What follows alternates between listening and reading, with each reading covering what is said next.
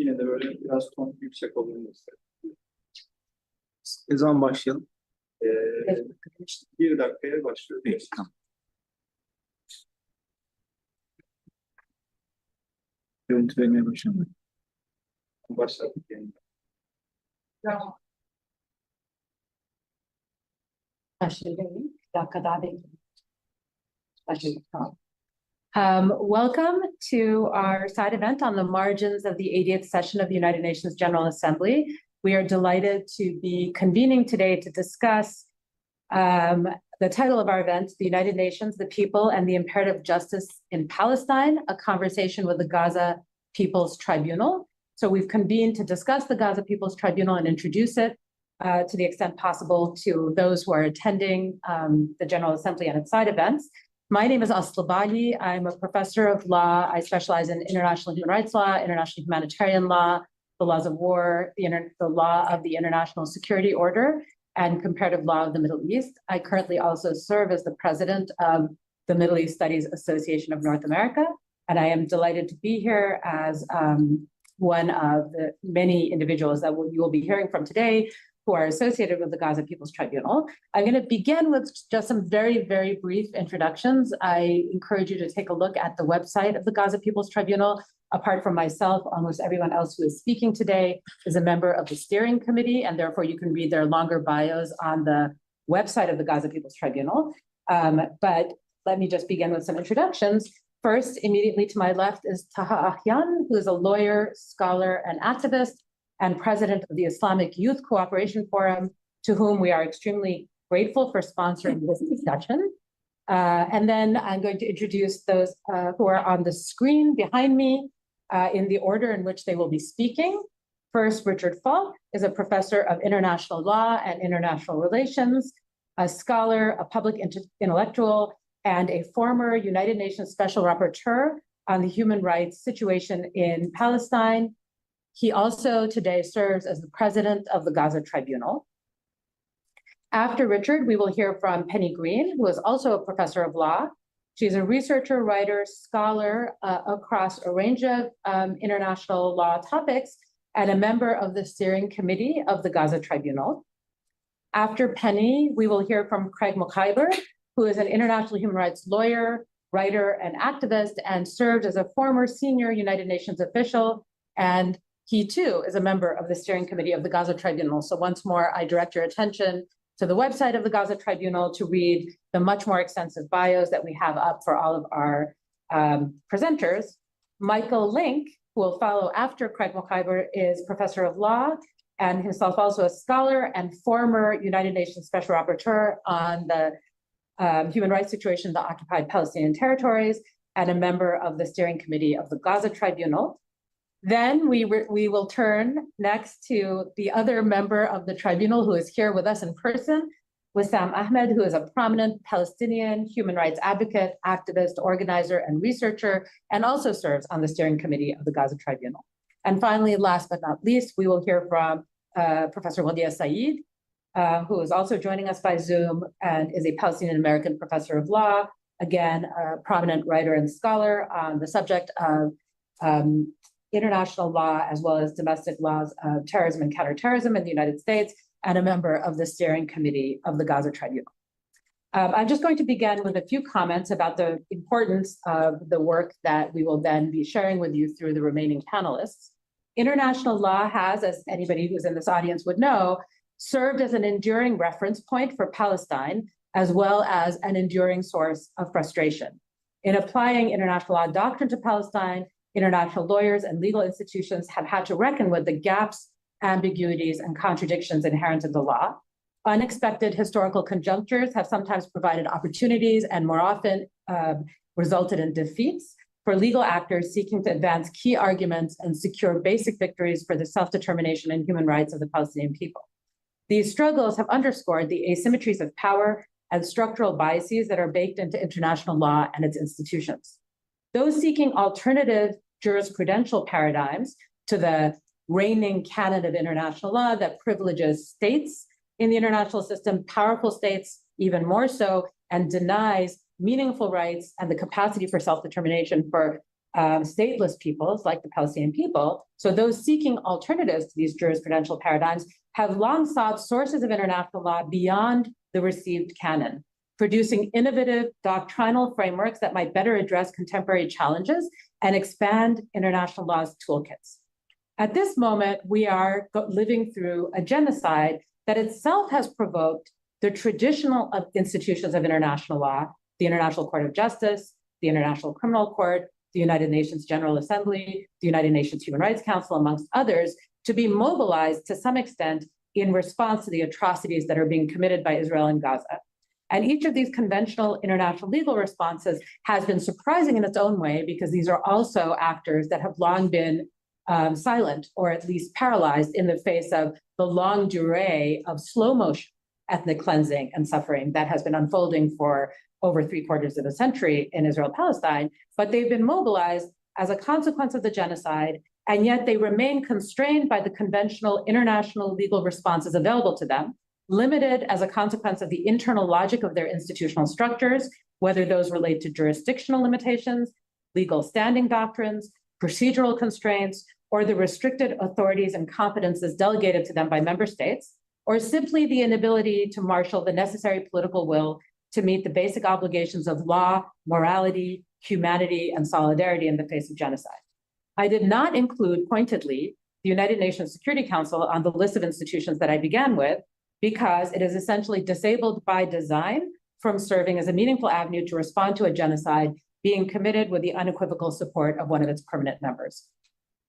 What is left then, in a circumstance where all of the other institutions are engaged and yet unable to deliver actual outcomes, let alone an end to the suffering that we are witnessing and the atrocity crimes that are being committed? What is left then of the demands for justice, accountability, and transnational solidarity? How might alternative jurisprudential paradigms facilitate adjudication of the Gaza genocide and produce the transnational civil society mobilization needed to produce the political will to intervene in and disrupt genocide? Rather than replicating the formal legal procedures of the institutions I just named, the Gaza Tribunal tries to address the major limitations of those institutions. It operates on what I'm going to describe as an achievable timetable, documenting ongoing atrocities in real time, rather than waiting to adjudicate historical crimes after genocide has been completed. It provides a forum for affected individuals and civil society organizations whose testimonies are restricted in formal proceedings. And most significantly, it presents genocide as a comprehensive assault on Palestinian life and futurity, by which I mean the possibility even of a future for Palestinian communities, by examining systemic harms in one forum, not piecing apart the substantive, distinct portions of the harms across multiple forums, and by examining ecocide, famine, destruction of educational infrastructure, genocidal extermination, ethnic cleansing, destruction of cultural heritage, all of the different dimensions of the current ongoing violence, not only in Gaza, but also in the West Bank, in the Israeli territories and beyond. I speak there of the violence. The tribunal's focus is Gaza.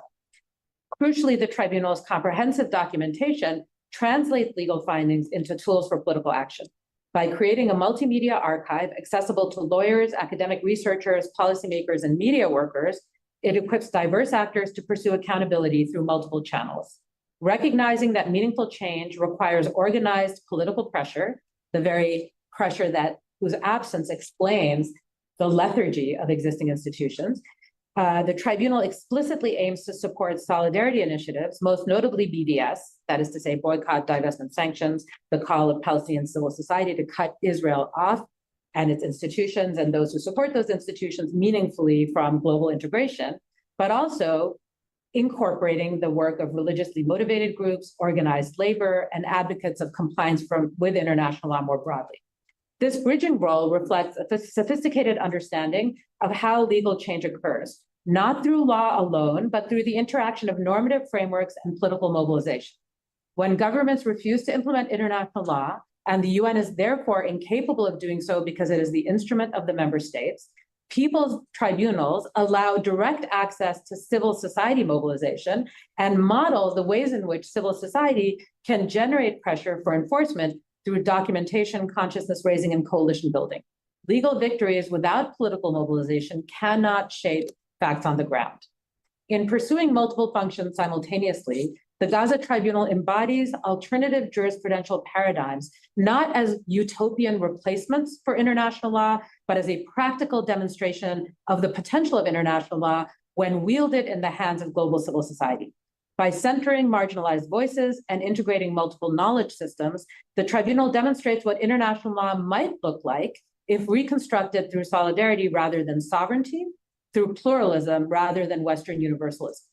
In the words, and I'm going to close with this, of the Sarajevo Declaration of the Gaza Tribunal, which met in Sarajevo in May and issued this declaration, quote, "The events of the past 2 years have convinced us that both key international organizations and most countries of the world, whether acting individually or collectively, have failed in defending the human rights of the Palestinian people and in responding to Israel's genocide in Palestine.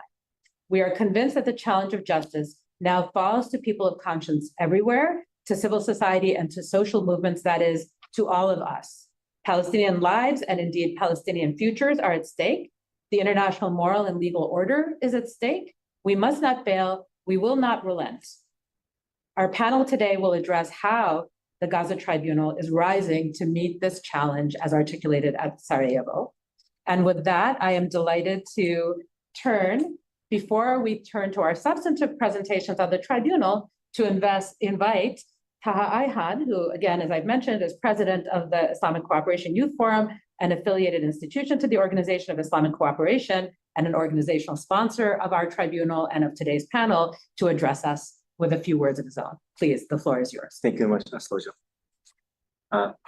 Dear Excellency, dear professors, dear esteemed participants, dear ladies and gentlemen, thank you very much for coming to our event, first of all, both in person and also the online audience. On behalf of the Islamic Cooperation Forum, it's my honor to welcome you all to this important side event here at the United Nations General Assembly. We gather today with heavy hearts, but also with an unyielding sense of responsibility, because Gaza is not only a humanitarian crisis, it's a test of our common humanity, of the credibility of international law. Since October 8, the suffering of Palestinian people has reached new depths. What we are witnessing is not only simply another episode of conflict, but an unfolding genocide in which civilians, women, children, the elderly, are deliberately deprived of food, medicine, and security. Entire neighborhoods, even the entire city, have been leveled, cultural and educational institutions destroyed, and generations traumatized. The shocking numbers of deaths and injuries do not fully capture the pain, because behind every statistic, there's a human story of loss, dignity denied, and futures stolen. For ICYF, the Palestinian cause and the tragedy of Gaza in particular has always been central.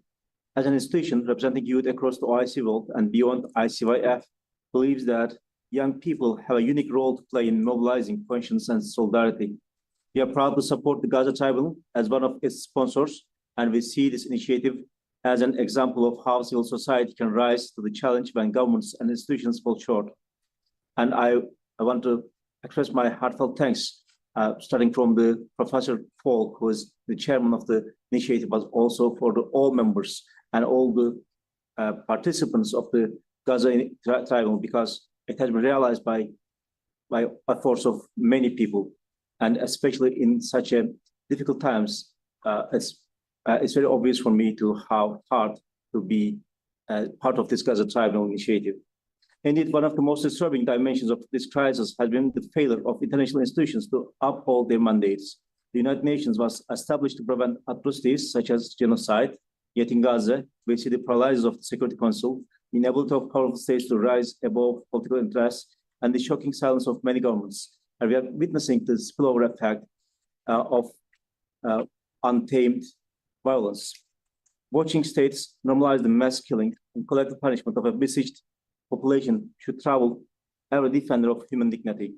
But, dear colleagues, despite these failures, we must not surrender to despair. Across the world, people's movements have been rising. From university campuses to parliaments, from churches and mosques to city squares, ordinary people are demanding justice for Palestine, even it's getting more and more difficult every day. It's precisely in this space that initiatives like the Gaza Tribunal find their moral authority. The Gaza Tribunal was founded to bear witness, to document, and to mobilize, and especially, as it's underlined by Dr. Aslı, the Gaza Tribunal's uniqueness is about the future readiness. Its first public session held in Sarajevo this past May resulted in the Sarajevo Declaration, which powerfully condemned Israel's genocidal policies, settled colonialism and apartheid, and called upon governments and civil society to end this scandal of inaction. Sarajevo was not chosen by accident. It was chosen because it symbolizes both horrors of war and resilience of human dignity of modern times. In August, the tribunal also issued an emergency statement at the United Nations urging member states to activate the Uniting for Peace resolution and to take immediate measures to halt genocide. We reminded the international community that the responsibility to protect is not a rhetorical commitment, but a binding obligation. If ever there was a moment for these principles to be invoked, it's now. And yet, everyday inaction costs more innocent Palestinian lives. And the time that has been passed since the August of the declaration, unfortunately, the time has proved that how the declaration was right. The new genocide and the new violence has been unfolded since the August. Today, as we meet here, the people of Gaza remain under siege, and yet they also remain steadfast. Their resilience calls us to action. As ICY, we affirm that our support will not waver.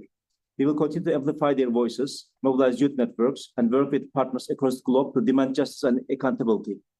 Looking ahead, the Gaza Tribunal will convene its final session in Istanbul from October 23 to October 26, 2025. At this historic gathering, experts, witnesses, and jurors of conscience will deliver the tribunal's final findings and recommendations. We believe this will not only establish a permanent archive of truth, but will also energize global solidarity for Palestine at a critical juncture. So you're always welcome to Gaza Tribunal final session, and also you can be the jury, global jury of the Gaza Tribunal by Witness Eye channel or through the other social media accounts. Dear participants, the genocide in Gaza is the greatest moral challenge of our time. Future generations will ask whether we stood by in silence or whether we acted with courage. The answer must be clear. We cannot change the past 19 months of our horror, but together we can influence what comes next. Let us therefore recommit here in the halls of the United Nations to do everything in our power to stop the killing, to hold perpetrators accountable, and to build a future where Palestinians, like all people, live in freedom, safety, and dignity. Thank you very much, all once again, and hope it will be a good session. Thank you very much. Great. And now I would like to invite Professor Richard Falk to begin the substantive presentations about the work of the tribunal. Richard, the floor is yours. And I'll be keeping all of our presenters to time, so you have 15 minutes.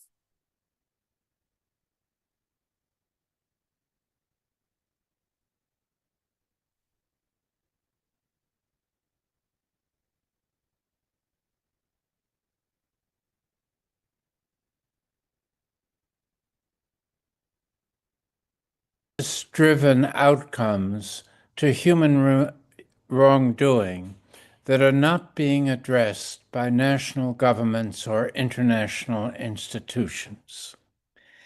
These tribunals offer the people of societies an opportunity to express objections to the most notorious international crimes and to encourage solidarity with the suffering and abuse of victims, including the animal inhabitants of nature. Above all, a people's tribunal seeks to draw attention to enforcement, accountability, and complicity gaps in situations that challenge deeply the moral conscience of humanity. Recourse to a people's tribunal of this character was first established in the middle of the Vietnam War by two world-famous intellectuals, Bertrand Russell and Jean-Paul Sartre. Its procedures and findings were dismissed at the time by governments and media as lacking the force of law that could only be established by recourse to national and international courts. Unlike standard judicial procedures, people's tribunals perform as partisan undertakings that do not pretend to be neutral and do not offer a fair process for the presentation of defensive arguments by the alleged perpetrator of international crimes, as would be the case in any proceeding before the ICJ or ICC. The Russell Tribunal and every subsequent People's Tribunal that has been established in the intervening 50 years has not purported to judge the guilt or innocence of the parties, but to legitimate opposition, to clarify the nature of criminality, and to encourage activism. The central goal is to promote as objectively as possible the exposure of abusive behavior by the accused state and setting forth action initiatives and policy recommendations directed at civil society, as well as indirectly directed at national governments and international institutions. Such civil society tribunals also encourage accountability for the main perpetrators and complicit actors, making a maximum effort to connect the crime to the alleged criminals. The best of these tribunals also develop a permanent archive that would offer objective interpretations of evidence, including survivor and expert witnessing. This kind of archive has the potentiality to contribute to future citizen education about the events, free from the manipulations of state propaganda. The model of the Russell Tribunal inspired many subsequent efforts along similar lines, although each instance needs to be sensitive to the distinctive circumstance of a particular case. The Gaza Tribunal was formed against this background with a particular sensitivity to the urgency of reacting to genocide, the crime of crimes. The context in which Israel's policy toward the attack on October 7th unfolded, especially in its first 18 months, enjoyed the geopolitical shielding and backing of most of the world's leading liberal democracies situated in Europe and North America. Israel also benefited from a self-censoring mainstream media that long refused to allow the daily spectacle of atrocities and accompanying dehumanizing language used by Israeli leaders to be objectively reported, and to this day are very cautious about endorsing any pro-Palestinian populist initiatives. There was little governmental and institutional opposition to Israel's behavior until South Africa made its historic submission to the ICJ in late 2023, dramatically charging that Israel was acting in Gaza in violation of the Genocide Convention of 1948. The Gaza Tribunal, formed more than a year ago in response to months of failure by the UN and other political actors to expose and end the ongoing Palestinian ordeal in Gaza.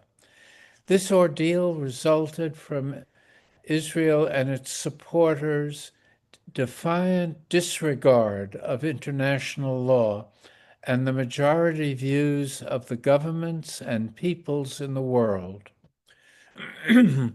A defining instance of this defiance was the refusal to comply with the interim rulings of the ICJ in 2024 that went so far as to attach the word plausible to allegations of genocide and to order Israel to stop interfering with the international delivery of humanitarian aid. One problem with waiting for the ICJ's final judgment is that it's not expected for at least another year, and that seems too long to provide any meaningful relief to the Palestinians in Gaza.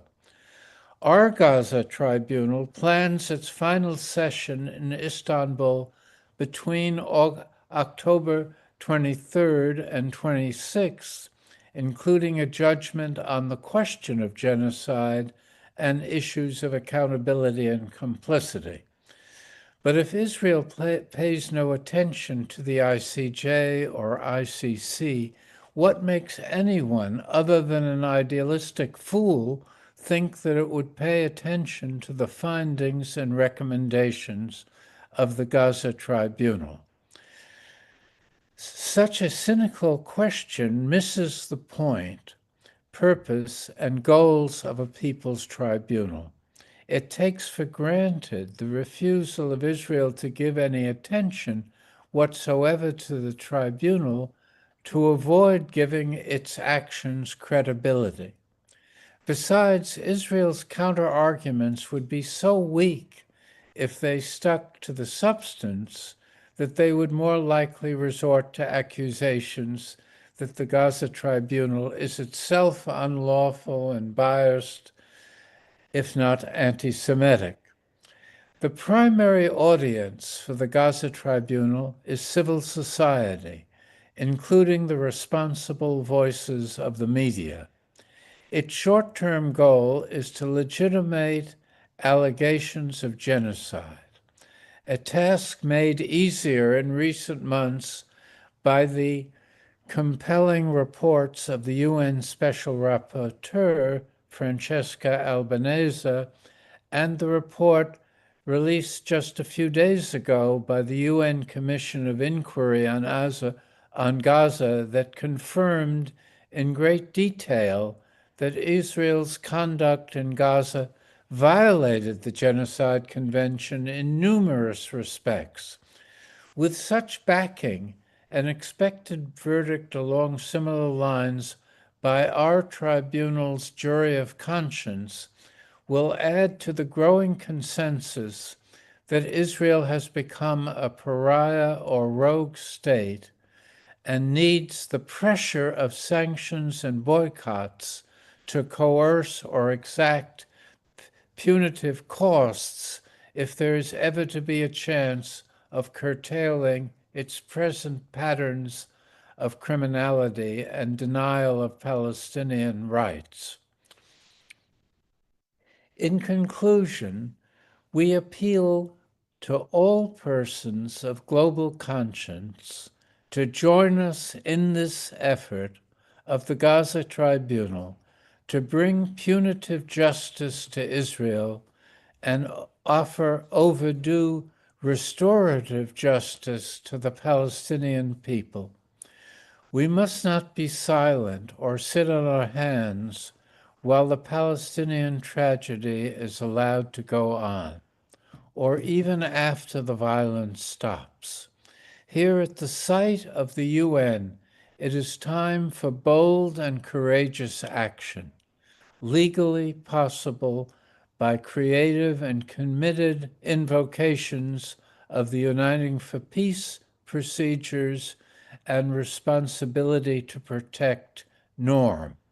The Gaza Tribunal would welcome and ardently support such moves as initiatives that uphold the mission undertaken by the UN 80 years ago and rekindle its promises to humanity with respect to peace, human rights, and equitable development. Thank you.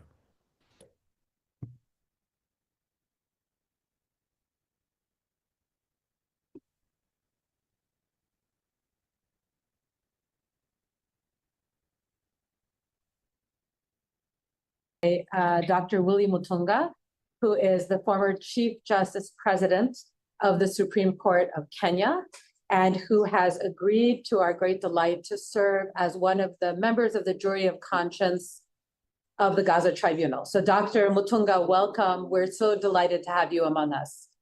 Thank you for being here. And with that, I'm going to resume our program and turn the floor now to Professor Penny Green. Penny, please. The floor is yours and you have 15 minutes.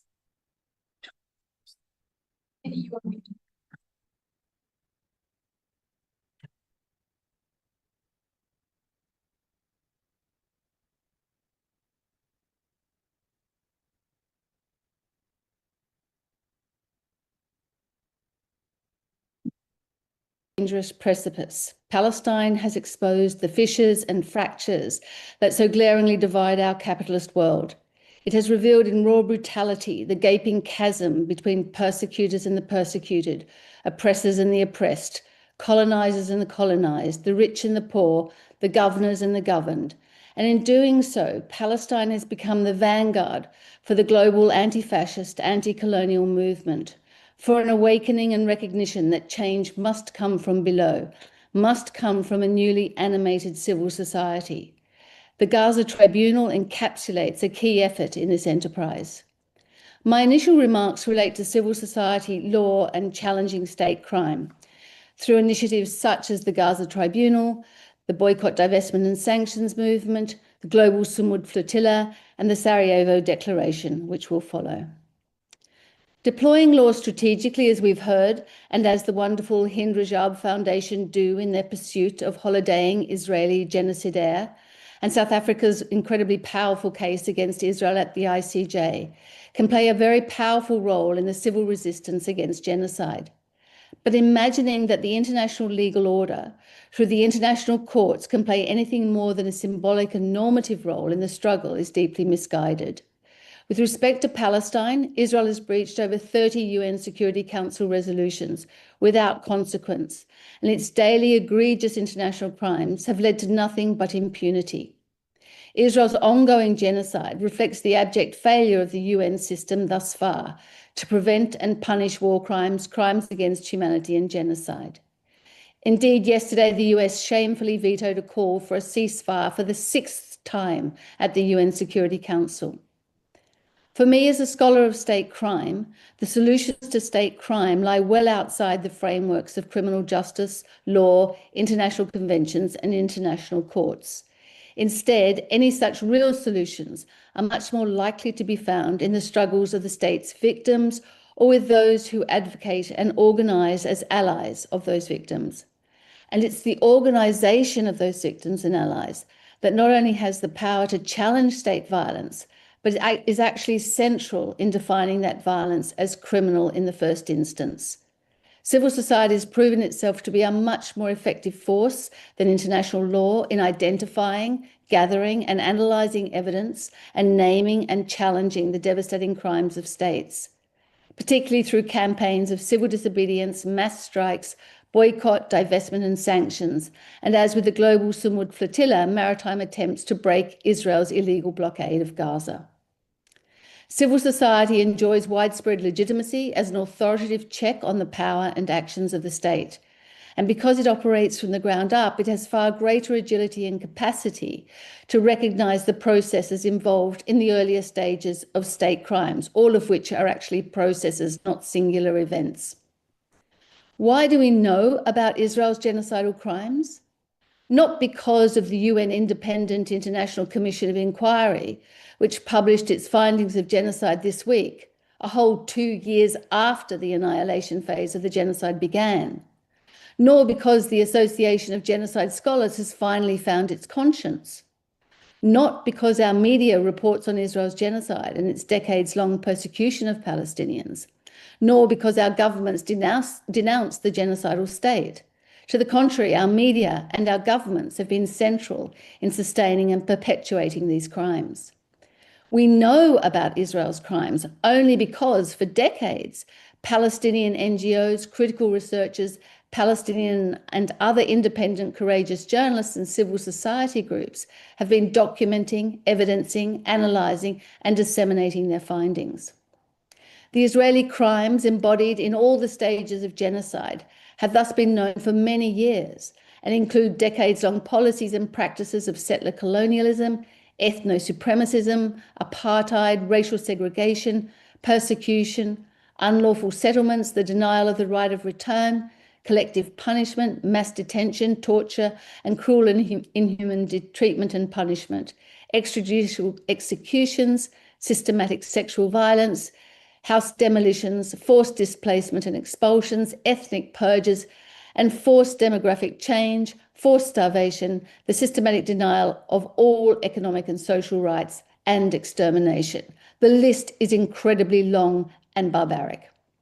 Civil society has been at the heart and centre of all evidence gathering in relation to these crimes.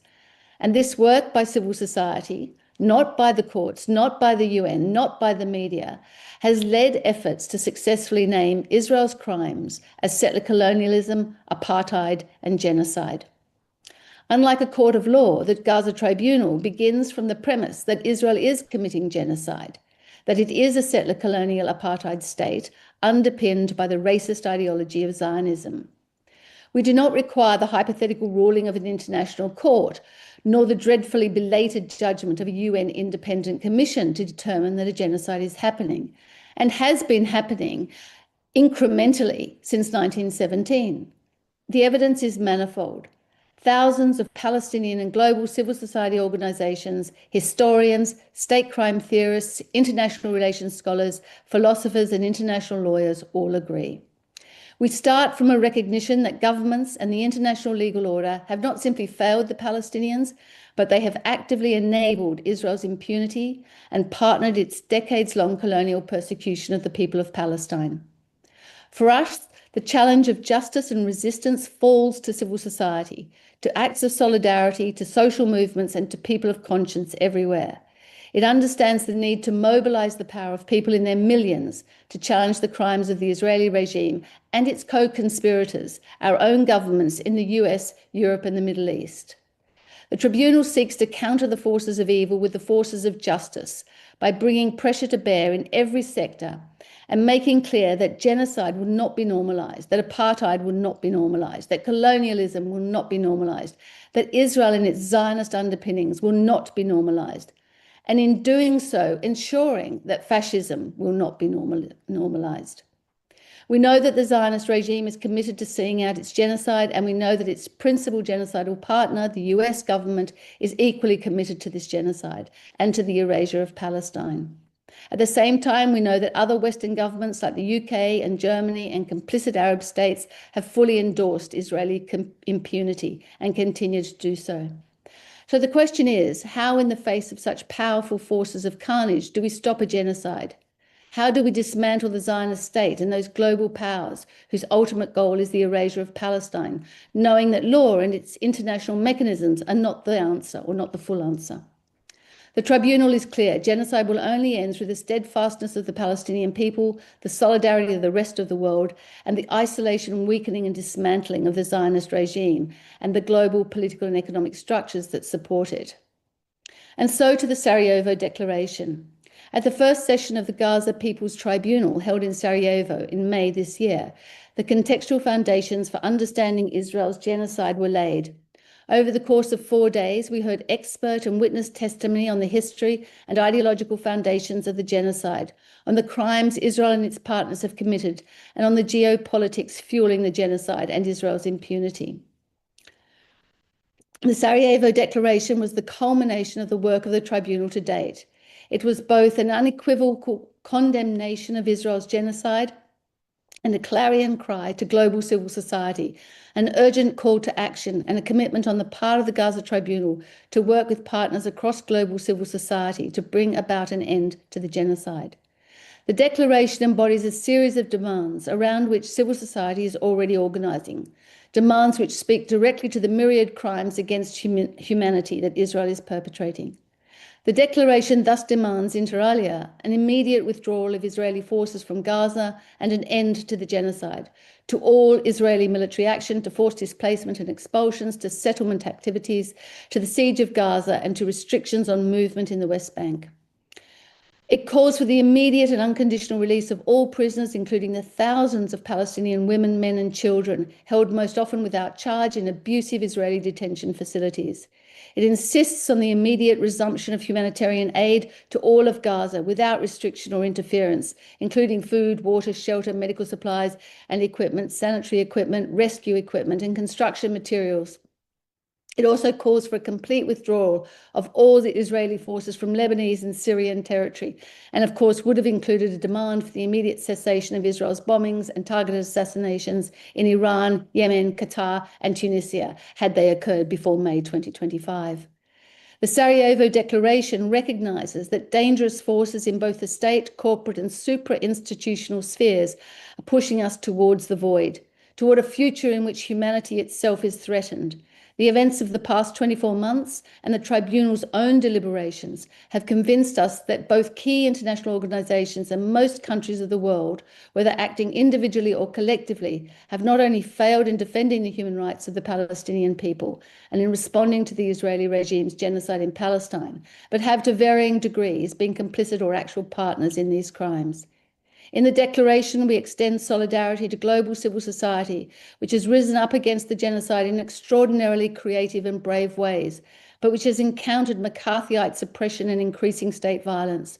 We denounce the wave of persecution against human rights defenders, peace activists, students, academics, workers, professionals, and we pay tribute to those who, despite this persecution, have had the courage and moral conviction to stand up and speak out, while rejecting the ridiculous Hasbara tactics of smearing as anti-Semitic or supporters of terrorism all those who dare to publicly challenge the Israeli regime and its European and US allies.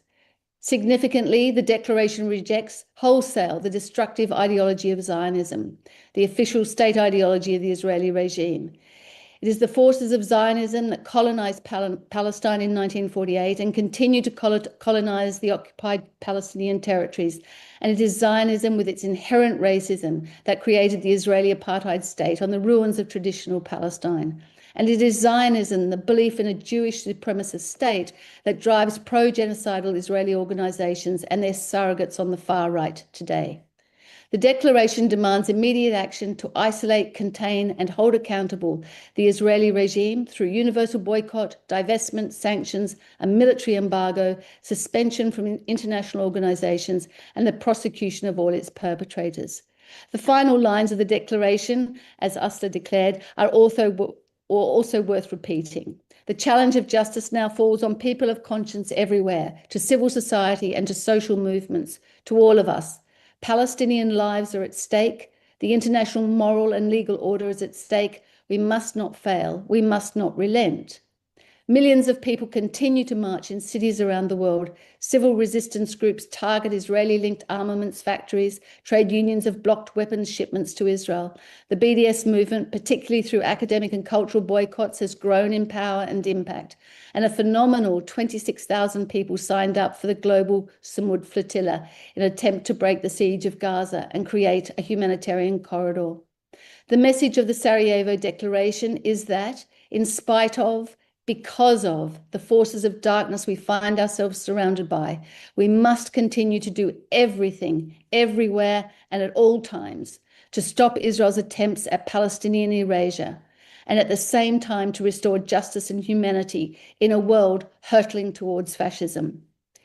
In his closing address to the final session of the Vietnam War Crimes Tribunal, Bertrand Russell declared in words that equally impel our resistance today, and I quote, "The napalm and pellet bombs, the systematic destruction of a heroic people, are a barbarous rehearsal. The starving and the suffering will no longer die in silence. We must discredit the arrogant demand that they protect our comfort with their quiet agony." Thank you.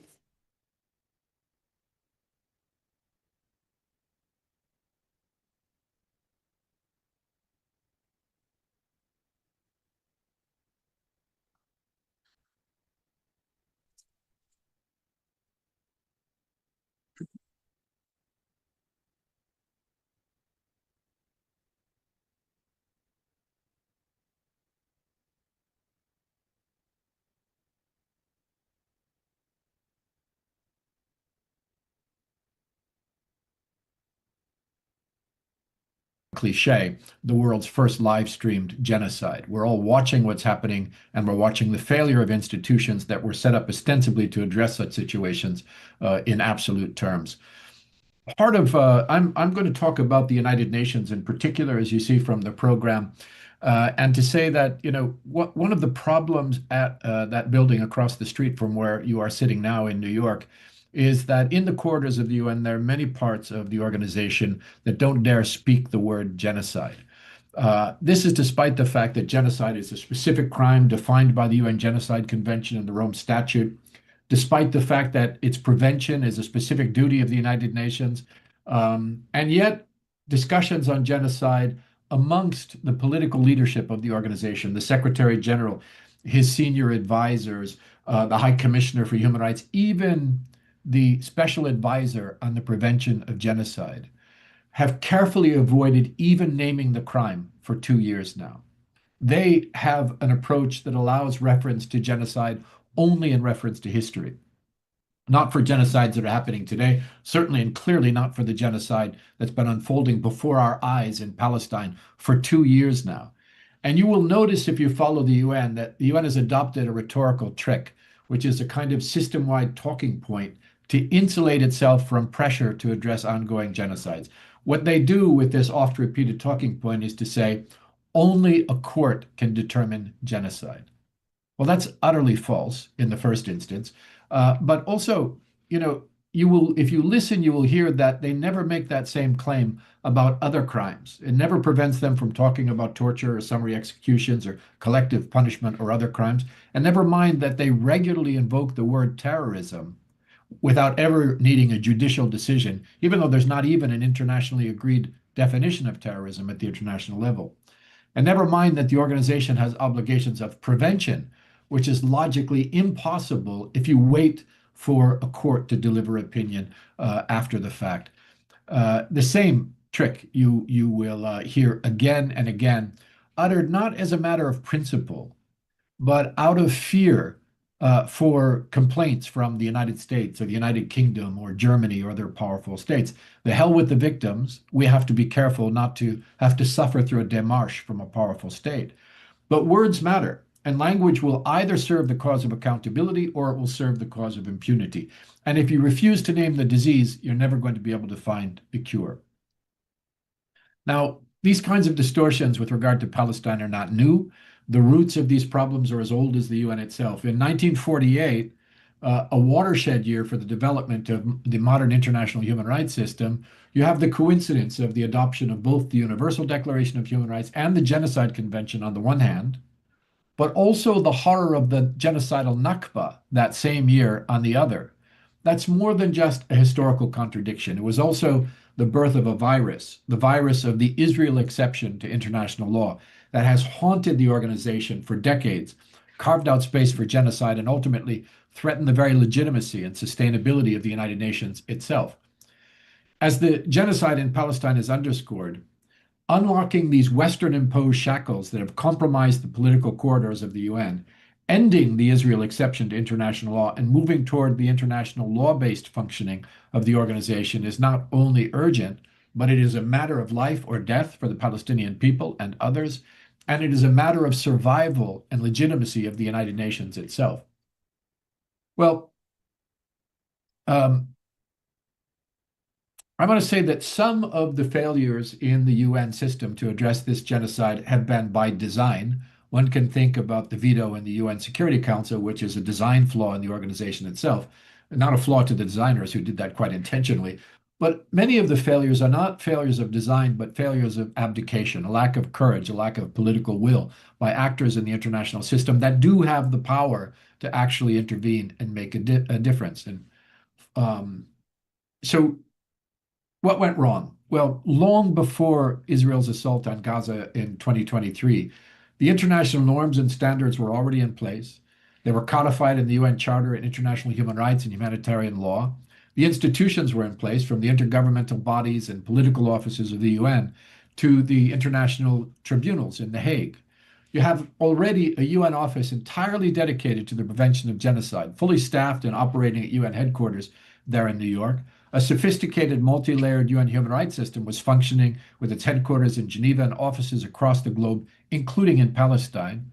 And yet the genocide has been allowed to continue to rage, supported by complicit governments, undeterred by international institutions, over which states like the US wield disproportionate power.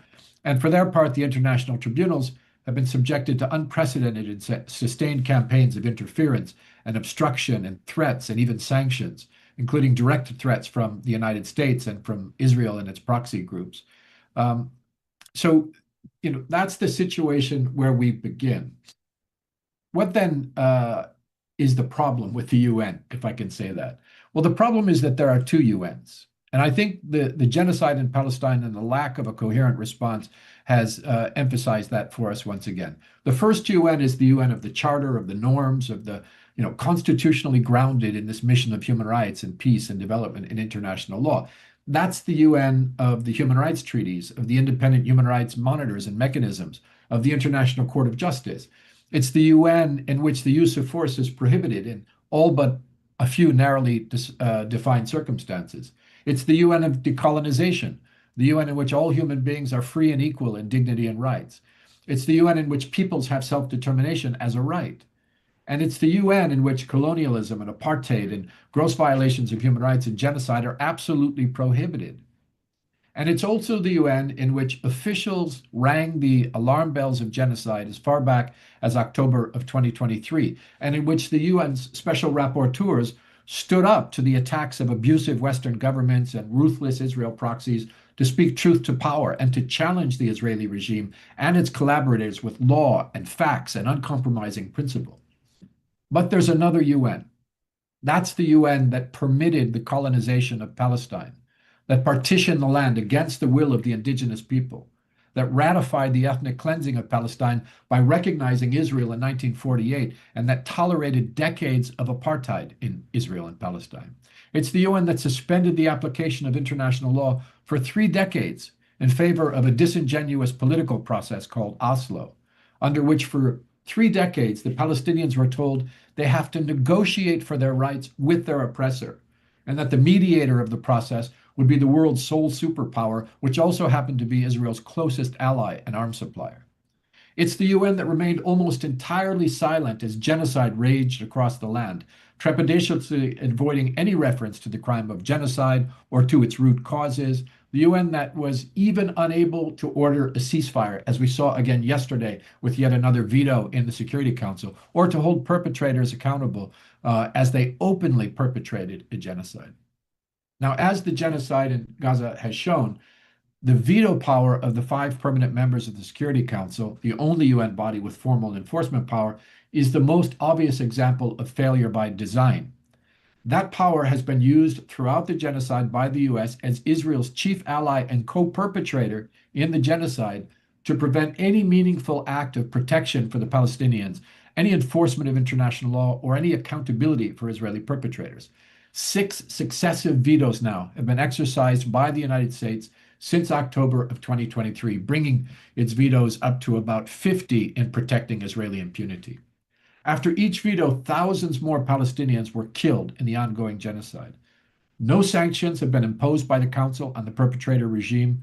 No military intervention has been mandated. No protection force has been mobilized.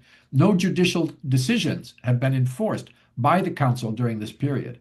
And the Israeli regime even remains a full member of the United Nations with full privileges, despite its perpetration of the ongoing genocide, serial acts of aggression against its neighbor, and frequent attacks on the United Nations itself, attacks on UN staff, UN facilities. So what can the UN and its member states do to end a genocide, protect its victims, and hold perpetrators to account when a veto-wielding permanent member of the Security Council is itself implicated in the perpetration of the genocide and fully committed to its continuation? We ask, do the jus cogens and erga omnes norms of international law, such as the prohibition of genocide and apartheid and the right to self-determination, do they disappear in the face of a US veto? Or are states and international organizations obliged to take further meaningful action? And I think the answer from both a moral and legal perspective is that they can and they must. And that's where the General Assembly comes in. Now, the General Assembly has a mixed record at best during this genocide. It has convened an emergency special session under the extraordinary procedures of the Uniting for Peace resolution, and it has adopted some important resolutions to respond to the genocide in the face of the captured and moribund Security Council.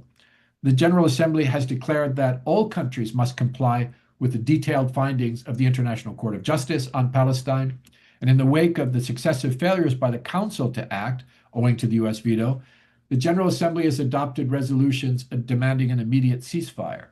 Most significantly, it adopted a resolution just a year ago endorsing the entirety of the findings of the International Court of Justice in its advisory opinion of July of 2024, declaring the Israeli occupation to be entirely unlawful and demanding its immediate end, the settlements, the wall, the apartheid system, all to be dismantled, that Palestinians must be allowed to return and be compensated, and that Palestinians do not have to negotiate for their rights with the oppressor. It also called for ending all military, diplomatic, economic activity with the regime as well, and declared that the provisional measures of the International Court of Justice in the genocide case against Israel must be implemented.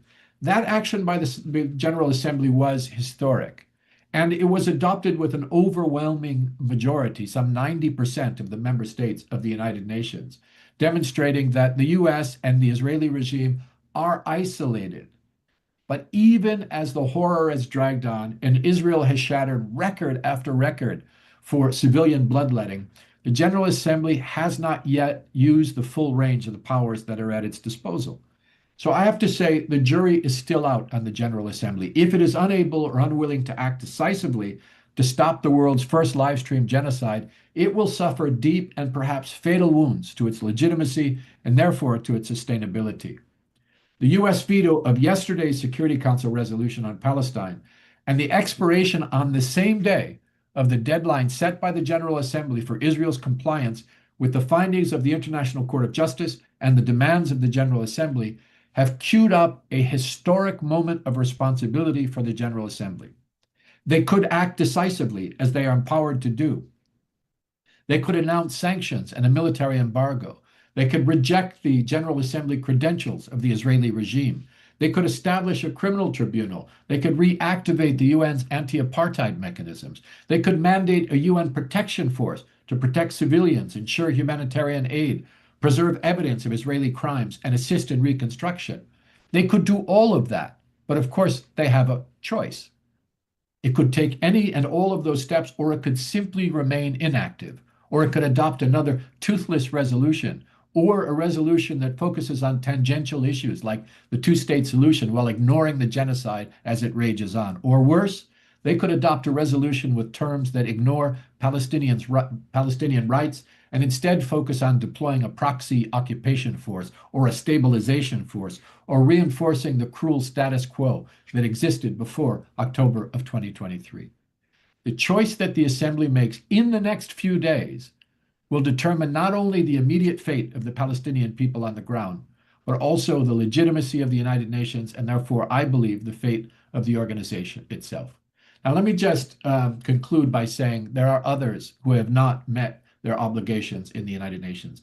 Beyond the intergovernmental bodies, the tendency to compromise UN principles and deference to power, especially the power of the US and its Western allies, has also been evident in the positioning of the UN Secretary General, his senior staff and agency heads, where the Israel exception has been in plain view for these full 2 years.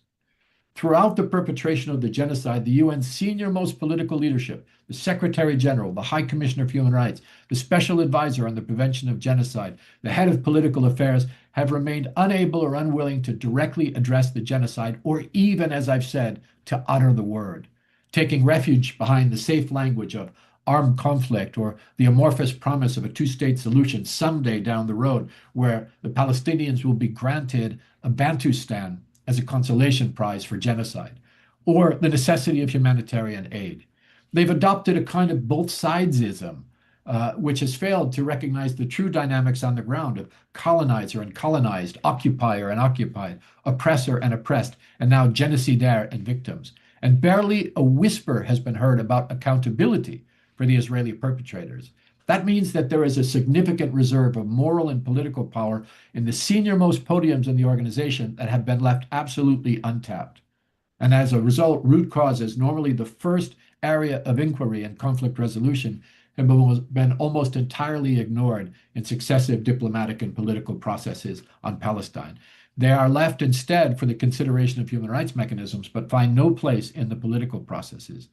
The seizure of Palestine in 1948, the colonization of Palestine, the theft of land and homes within the Green Line, the ethno-nationalist state, the system of apartheid, the systemic gross inequalities, official racism and dehumanization, the plight of generations of Palestinian refugees, colonial domination, none of these have received a hint of attention in the statements of the political leadership or in the succession of failed political processes launched at Oslo and beyond.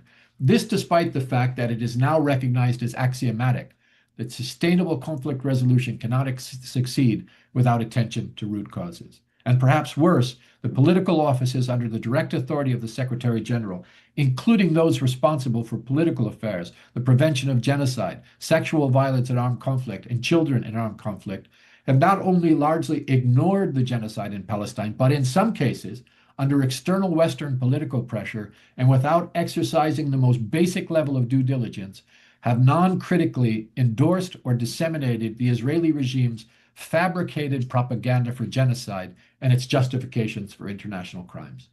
For months, as the genocide raged, and as human rights monitors and UN officials and the UN's rapporteur on Palestine and genocide scholars rang the alarm bell, the Office of the Special Advisor on the Prevention of Genocide remained entirely silent on the carnage in Gaza. When she finally issued a statement after a global wave of criticism for her silence, and calls from within the UN for her resignation and a determination by the ICJ that charges of genocide against Israel were plausible, even then she managed only a weak, equivocal statement that echoed the already weak and equivocal statements of the Secretary General and took note of the orders of the ICJ, and on balance expressed more concern for the perpetrator state than for the victims of genocide in Palestine. And so it was with the Special Advisor on sexual violence and armed conflict and the Special Advisor on children in armed conflict who distorted the mechanisms they were charged with directing in order to accommodate Israeli impunity again and again and again. Now, I want to finish with 3 points of light. First, the principled role of the independent UN human rights mechanisms, in sharp contrast to the historic failings of the political offices reporting to the Secretary General. The independent human rights mechanisms mandated by the Human Rights Council have maintained a principled law-based approach to their human rights monitoring and reporting duties. Despite massive pressure from Israel, its proxies, and its Western allies, and ongoing harassment, these independent special procedures have exhaustively documented Israel's crimes, affirmed its culpability for genocide, and helped maintain public attention to the genocide in Palestine. And that an especially important role has been played by Francesca Albanese, the Special Rapporteur on Human Rights in the occupied Palestinian territory, in the face of sustained, well-funded, well-organized campaigns of harassment, smears, death threats, and sanctions by the United States and attacks by the government of Israel. Francesca Albanese has been undeterred, producing a series of meticulously documented analytical reports on the genocide and its colonial roots, and maintaining a continuous visible media presence and close collaboration with civil society, especially in Palestine. And other mandate holders as well have worked diligently, both individually and collectively, to defend the human rights of the people of Palestine and to build the case for accountability for Israeli perpetrators, despite all of the pressures. Notice that throughout the genocide, the contrast between the principled, fact-based, law-centered, and accountability-focused approach of the human rights mechanisms of the UN on the one hand, and the equivocal, politicized, and trepidatious rhetoric of the Secretariat on the other could not be more stark. Secondly, and I'm not going to say anything about this much, but the International Court of Justice is also a part of the UN that deserves some recognition. You have to realize, indeed, that it is historic that today the Israeli regime is on trial for genocide. And the court has issued several rounds of provisional measures. It has found the regime guilty of apartheid and racial segregation, and it has held that the occupation of Palestine is entirely unlawful and must end. And then lastly, there are heroes in the United Nations as well, especially the humanitarian workers and a host of agencies, foremost among them the people of UNRWA, who to this day continue to operate in the depths of Gaza's hell to support the survivors of genocide, despite the smears of the Israeli regime and its collaborators in Washington and Europe, despite the bombs and the bullets and the widespread destruction, despite the targeting of UN facilities, the abduction and torture of countless UNRWA staff, and the murder of more than 370 of them just in the last 2 years, many along with their families. They continue to help to relieve the suffering of their neighbors. They represent the best of the UN. They embody its highest principles. They deserve our unwavering solidarity, and yet they have been abandoned by the political leadership of the organization. This is not the UN that the public expects to be in place in the face of a genocide. I'll stop there. Thank you.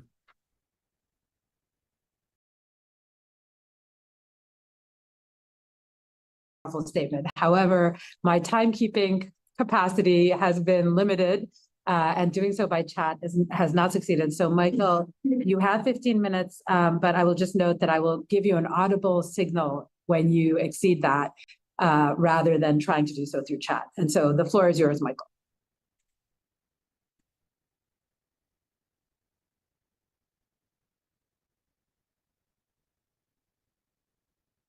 Justice and dealing with Palestine. At one level, these three cases represent an extraordinary level of attention being paid to Palestine when, over the last 60 years, there really only ever had been one substantive case heard by the ICJ on this issue, the 2004 advisory opinion on the legality of the separation apartheid wall built by Israel, largely within the occupied Palestinian territory. That particular case from 2004 determined that the construction of the wall was contrary to the 1907 Hague Regulations and the 1949 Geneva Conventions, among other international instruments, and that the wall must be dismantled with reparations going to those Palestinians harmed and injured by its presence. It would come as no surprise to you that the wall advisory opinion of the ICJ, while it had an important ripple effect in law, its ruling was entirely disregarded by Israel. It was never enforced by the UN, despite an affirmative resolution by the General Assembly welcoming the advisory opinion. The International Court of Justice had not only dismissed Israel's security justifications for the construction of the wall, but it also concluded that Israel was breaching the right of self-determination of the Palestinian people and Israel's obligations as an occupying power under both international humanitarian law and international human rights law.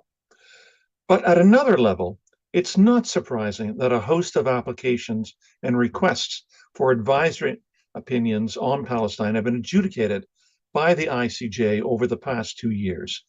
Why do I say that? Well, first of all, let's keep in mind that Palestine is the oldest continuous unresolved item on the UN agenda. It was placed there in April 1947, over 78 years ago, and we are further away today from a just and durable resolution than we have ever been. The UN General Assembly has said that the resolution of the question of Palestine shall remain, and in their words, a permanent responsibility of the United Nations until it is satisfactorily resolved in all of its aspects.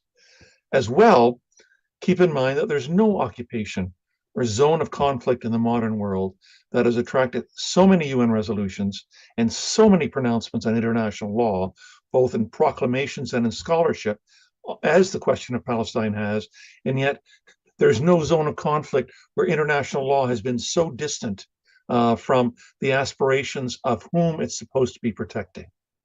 And thirdly, diplomatically and politically, Kofi Annan, the former UN Secretary General, said in his 2012 memoirs, and I'm quoting, "Israel-Palestine is not simply one unresolved problem among many.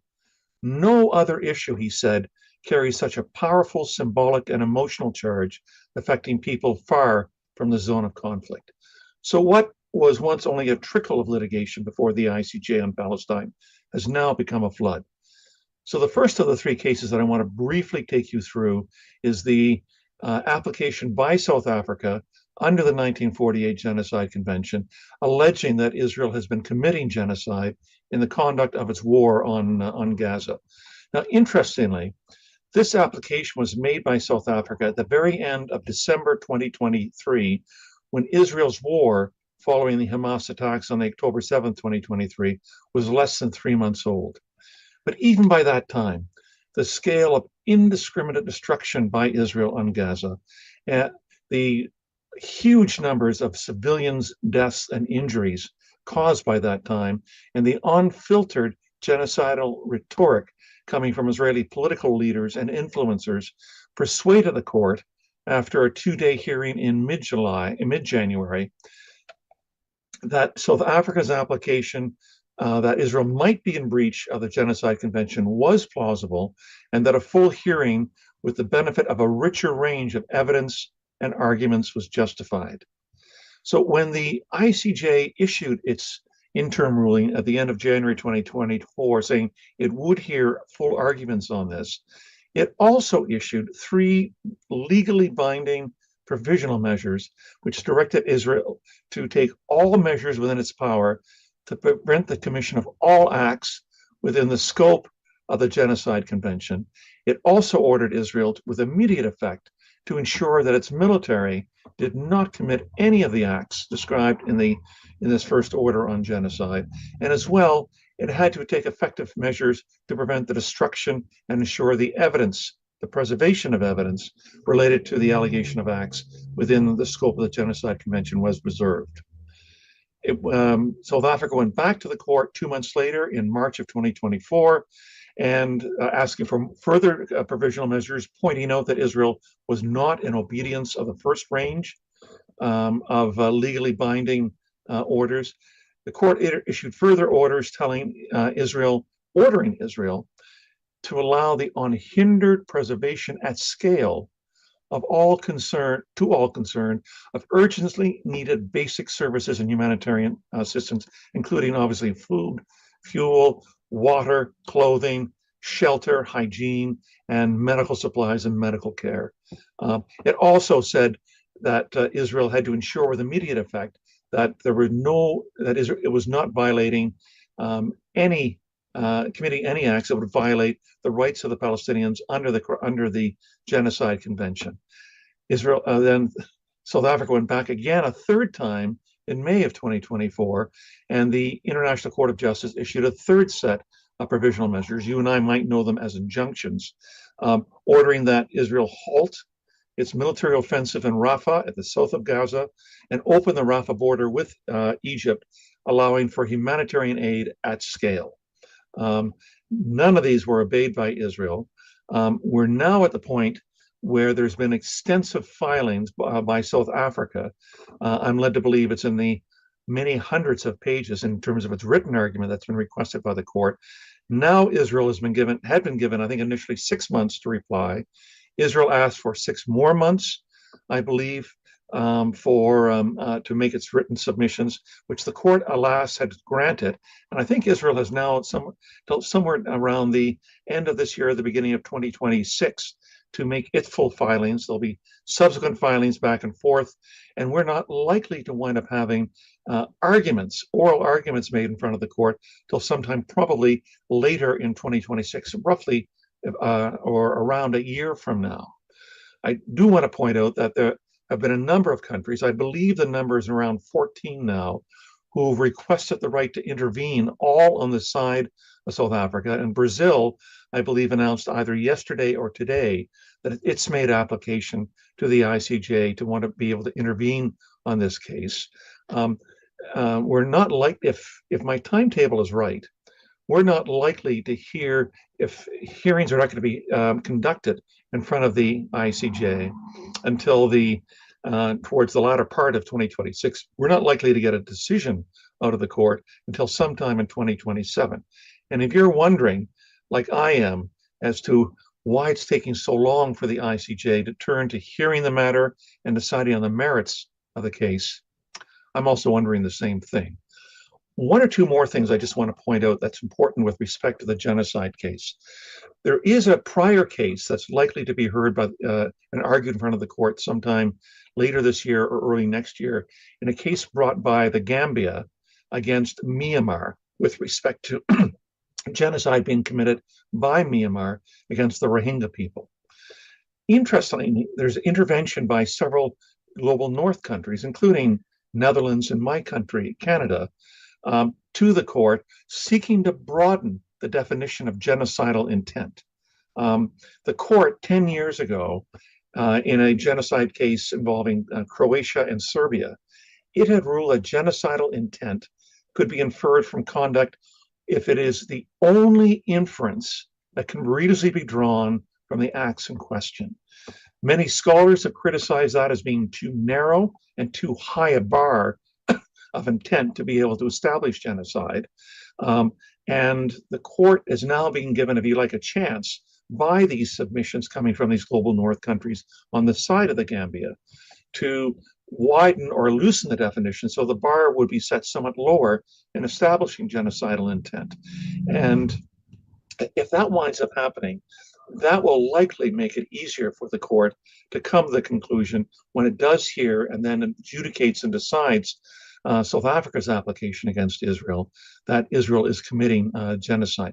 But I should point out that I think the impact of all of the reports coming from civil society, and particularly coming from my successor, Francesca Albanese, and now this report issued on Tuesday by the International Independent Commission of Inquiry set up by the Human Rights Council, I think is going to have a significant role in the arguments to be heard in front of the court and in the court's deliberations.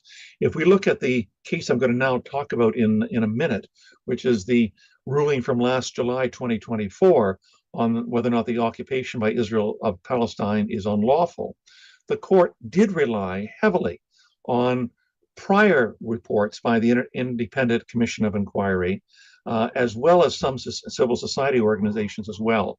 So I think if this substantive report issued on Tuesday by the Commission of Inquiry, 72 pages long, 495 footnotes, a model, I think, of a carefully argued case with respect to genocide. If that is in front of the court, as it will be, I think the court, given its past recent practice on what it accepts and what it pays attention to in terms of coming to its decisions, will have a significant shaping of how the court rules on this particular case. The second case I want to talk about very briefly, and I'm mindful of my time, is the ICJ's ruling in July 2024 on an advisory opinion requested in December 2022 by the General Assembly with respect to whether or not Israel's continued occupation of East Jerusalem, the West Bank, and Gaza is now unlawful. And I think probably all of us are quite familiar with both the what led up to this case, but also what the ruling was by the ICJ. It was based upon, in many ways, influenced by the seminal decision released by the court way back in 1971 with respect to South Africa's unlawful continuation of its mandate over ruling of Southwest Africa or Namibia. And in many ways, those cases were parallel, were very close to each other. There was a record number of states and international organizations who appeared for 6 days in front of the ICJ in The Hague in February of 2024, making these arguments. And the court released, I think it's, again, a seminal decision, I think probably one of the most important 3 or 4 rulings that the court has ever made in July of 2024, finding that Israel's occupation was unlawful, that the Israeli settlements were illegal and were in fact a cornerstone of Israel's continued unlawful occupation, and that it was in violation of the Palestinians' right to self-determination, and also was a violation of the prohibition of acquiring territory by force or by war, i.e. illegal annexation.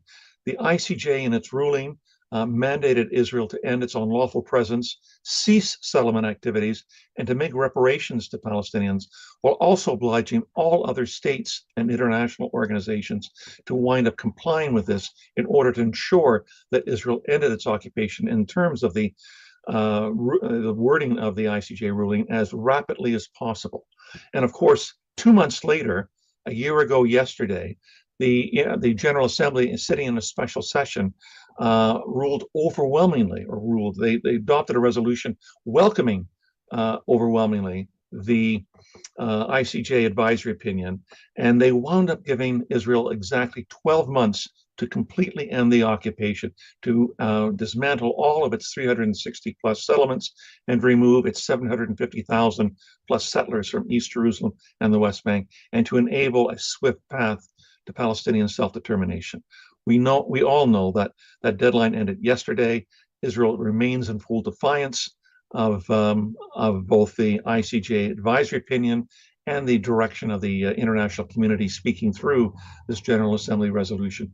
I think we're now probably coming to an existential moment with respect to the United Nations, as echoed by what Craig had said, both with the defiance of this one-year deadline and with respect to the decision to continue with the genocide in Gaza, in stark opposition to the overwhelming diplomatic and popular opinion expressed around the world, which we again saw yesterday with a vote of 14-1 at the Security Council, seeking an immediate and durable ceasefire in Gaza. It's what Lincoln, I think Abraham Lincoln said during one of his cabinet meetings, where he was the only person to vote in favor of a particular item against his cabinet. And he said the vote was 14-1, the nays have it. And this is the same thing that happened yesterday. The nays have it at the Security Council in a 14-1 vote. Okay, thank you very much for that. The third and final item in front of the International Court of Justice involving Palestine was a request for an advisory opinion, another advisory opinion asked for by the General Assembly in December 2024 on a priority basis and with utmost urgency, in the words of the resolution, to render an advisory opinion on the obligations of Israel as the occupying power and as a member of the UN with respect to providing and facilitating the unhindered provision of urgently needed supplies essential to the survival of the Palestinian civilian population. This was presented to the court. The court made room in its schedule to have 5 days of argument at the end of April and beginning of May. And there were, again, a large number of states that wound up intervening in front of the court, making arguments that Israel was in breach of its charter obligations and in breach of a number of international instruments as an occupying power by denying and hindering humanitarian aid going into Gaza. I point out the fact that this advisory opinion was asked for at the end of December when things were bad. But by the time it reached the court at the end of April, things were desperate, with Israel having imposed in early March a complete 11-week blockade of all humanitarian aid from entering into Gaza. I think we can expect a decision, I think, sometime in October or November from the court on this advisory opinion request. And it almost certainly will find that Israel is in full breach of all of its obligations as an occupying power. And I think the fact that this has been decided by the court on a relatively quick basis will also be influential on how the court winds up determining the question of genocide in a year and a half or 2 years from now with regards to this. The only thing I want to say in conclusion, Ashley, and thank you for the extension of time, is that we are always faced with the question of law versus power, as most of my predecessor speakers have mentioned. Law in the service of power versus law in the service of justice is always going to be, if you like, an internal struggle within international law. At any one time, power may have precedence over justice, or it may wind up being reversed. And where I think we're seeing now with these 3 decisions that have been decided or in the course of trying to be decided and adjudicated at the International Court of Justice, there's an attempt by those people of conscience to use international law as it is to ensure that international politics develops the will to enforce all of these decisions and all of these obligations. Without that, we're all going to be lost. Thank you very much. Very enlightening presentation on the status of multiple of the pending cases before the ICJ, as well as the resolved case from 2024. Bassam, we now turn to one of our in-person presenters, and it will be welcome to have your voice here present with us in the room. So please, the floor is yours. Thank you, Asla, and distinguished members of the tribunal, friends, comrades in struggle. I don't speak to you today under the banner of any organization. I speak in my personal capacity, stripped of the institutional affiliation I once had, but not stripped of the conviction that brought me into this work in the first place. I'm here in my personal capacity because I was forced to resign, because the truth makes some people uncomfortable. But let me be clear, I have not given up on the truth. Al-Haq, the organization I once served, means the truth in Arabic. And that truth is not an office, it's not a contract, it's not subject to sanctions, it's a principle, it's a commitment, it's a struggle. The truth is, in July 2024, the International Court of Justice issued its advisory opinion. It confirmed what we have always known, that Israel's occupation is illegal, that it violates the right to self-determination, and that is a system sustained by annexation, apartheid, and dehumanization. The truth is, on September 18, 2024, the United Nations General Assembly gave Israel 1 year to end its illegal occupation. That deadline expired yesterday. And the truth is, Israel has not only not complied, it has escalated. The truth is, Israel has continued its genocidal campaign, not only through bombs, starvation, famine now. Just a few days ago, the UN Commission of Inquiry confirmed what we already knew, that Israel has committed genocide, and it continues to do so with impunity. The intent to destroy a people has been made plain. Gaza has not been defended, it has been destroyed. Over 60,000 are dead, entire families are gone, and still the bombs fall, siege tightens, the world hesitates. The truth is, while Gaza is turned to ash, the West Bank is being smothered. Iron gates, checkpoints, armed settlers, paved roads of exclusion, laws of separation, entire villages locked in, children cut off from schools, farmers cut off from land. This is not just an occupation. This is control. This is apartheid. This is settler colonialism. Settler violence is not a byproduct. It is a policy, a weapon of displacement, protected, armed, and unpunished. This past year has been a microcosm of impunity, a window into the settler colonial regime's worst instincts unleashed with zero restraint. The truth is, the world did not need a year to witness that Israel has no intention of ending the occupation. It never did, because this occupation is not temporary. It's the backbone of a settler colonial enterprise. And that occupation is not merely prolonged, it is permanent by design. This is not just about military control, it's about the denial of a people's right to exist with dignity, sovereignty, and freedom. The truth is, the Israeli government's contempt for international law is not born in a vacuum. It is the product of decades of Western complicity.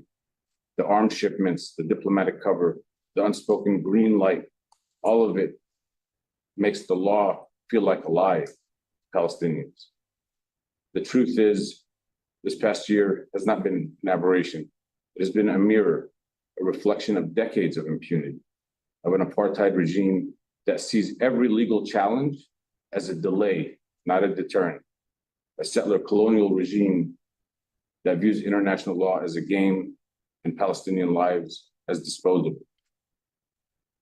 The truth is, the ICJ's opinion was a landmark, but it was not a turning point, because turning points require action, not just words. And what we've seen is not action, but abandonment. The truth is, impunity at the top trickles down. It trickles into every rifle cocked at a child, every settler attack that goes unpunished, every bulldozer crushing a home, and every courtroom that never sees a war criminal. The truth is, this is not just an Israeli crime, it's an international one, because silence is not neutrality, it is complicity. Because military aid, diplomatic cover, and unconditional trade are not acts from a distance. they are acts of participation. And that is why earlier today, a group of UN experts warned the international community's continued failure to uphold the law and Israel's refusal to comply with the ICJ's opinion and the General Assembly resolution represent a crisis of accountability. This inaction enables and fuels Israel's continued colonization, apartheid, and occupation, and encourages its sense of impunity. The truth is, legal clarity already exists.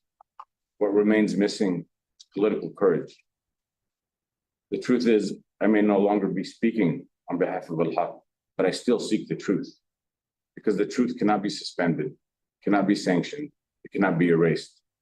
The truth lives in every child who survives, in every voice who bears witness, in every page of every report that tells the story of a crime no one wanted documented. The truth is, this tribunal is a mechanism for evidence, a mechanism for memory, action, for resistance. It's a people's court. It's a rupture in the wall of silence. It's a future archive of accountability. To the world, I say the deadline has passed. The red lines are no longer red. They're soaked in blood. There must be consequences.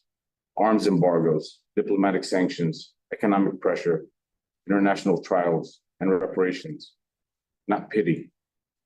We demand self-determination, not slogans, return, not rhetoric, freedom, not framing.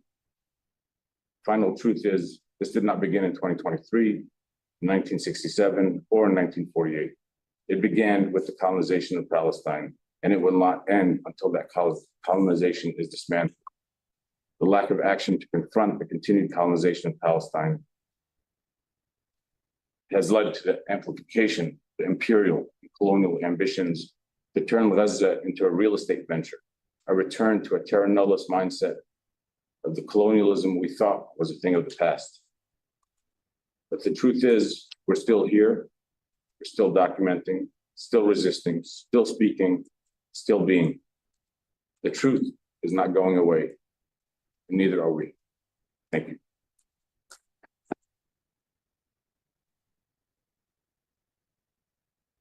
Thank you, Wissam, so much. And with that, we will turn now to Professor Wadia Saeed. And Wadia, the floor is yours once more. I give you 15 minutes.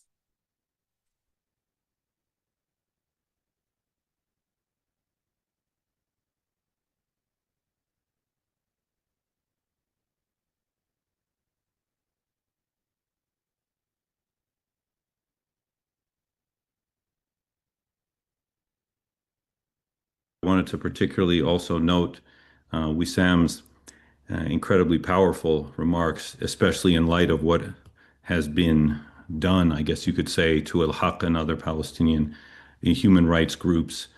That, you know, is an unfortunate and outrageous abuse of discretion by the U.S. government, and I know that it takes particular courage and particular fortitude after these many decades of work and struggle for him to be here. And I say that not just because I'm moved by the remarks, but also because I'm here in this final kind of speaker role as a Palestinian, yes, but I can't possibly claim to speak for our people in this particular role. However, I will say that, and I believe there are many who would agree with me, that international popular support and the role of people the world over has been remarkable, whether we're talking about bike races in Spain, or, you know, governmental action, football matches in Morocco, or street protests there, the repeated hundreds of thousands of people who demonstrate in Yemen every week, despite the fact that their country is under attack and has been for quite some time, even before October 7th, and by groups other than, or countries other than the Israelis, whether it's the people in Britain who rise up against banning of a peaceful action group or a peaceful group like Palestine Action to declare their support and risk arrest, whether it's the largest demonstrations, I think, in the history of Australia, whether it's the South African government and people supporting supporting a lawsuit at the ICJ, whether it's students across the world, but particularly in universities here in the United States who risk a great deal to demonstrate against the genocide in Gaza. Now we also see the repeated efforts of those on behalf of the Freedom Flotilla. These are incredibly moving events. And now we've also seen international celebrities, artists, writers, government workers, journalists. I mean, the list goes on. And of course, I will fail to do any type of justice to the level of sacrifice that we've seen by many, many, many, many people the world over. So I apologize for, not mentioning even the slightest, even the most fair number of people around the world who have sacrificed so much for Palestine. And the question is, why would they do this? Okay, because there's very little to gain and a great deal to lose from supporting Palestinians, especially at the governmental level or in the private and public sector, particularly, I think, when we focus on the global north or the west, if you want to call it. So what could possibly animate this? And I think it's a matter of basic fairness. So I think many of us, if not all of us here on this panel and beyond, have had encounters with whether it's students or interlocutors or just ordinary people we interact with who would decry international law's unenforceability. Oh, that's not binding. Or, oh, international law can't enforce itself. So that's, I think, and others, of course, have covered this, that's a major reason why we are engaged in this event, this endeavor, a Gaza People's Tribunal, a popular tribunal, right? Why? It's why we're animated to try to do something as, more direct methods of enforcement, protection forces, or large governments with massive amounts of influence basically stand silent, or even worse, are complicit, as we've seen here in the United States and obviously elsewhere.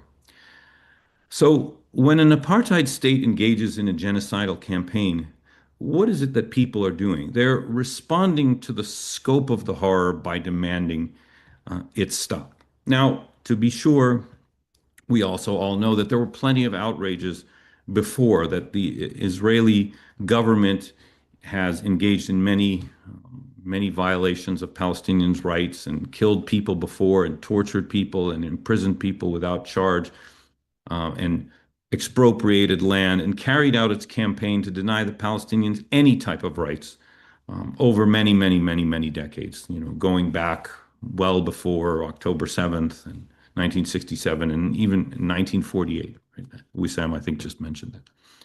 Okay. So why is it that people would do this? Okay. There's a simple basic, why is it that people would actually challenge this is, I guess, what I'm asking. And it's because there's a simple basic issue of fundamental fairness. Okay, there's a simple basic issue of fundamental fairness that people are drawn to. And there, I think we can take international law in the sort of best possible spin on the horror that we are living through. We take international law as a kind of a guide or a kind of a statement on basic fairness, that people should be treated the same. They should enjoy certain rights that are universal in their application. And here, I hope you'll indulge me by allowing me to just turn the focus back to here in the United States, where there's a system, right, where there's a system in place that exists, and it's a government line, and it's reflected in legal structures that basically denies Palestinians any access to justice or rights by insisting that groups resisting apartheid and occupation peacefully or otherwise are terroristic. Okay, so here in the United States, we have a system where we declare, where the president or the secretary of state, to be more precise, declares groups to be foreign terrorist organizations, and all sorts of negative legal consequences flow from that. And I've written a lot about that and talked a lot about that. And I'm not going to kind of get into the legal weeds of that today. I'm going to focus more on what that means more broadly, about the fact that here we have a government that basically unilaterally declares a group as terroristic. And that's a potentially permanent status, okay?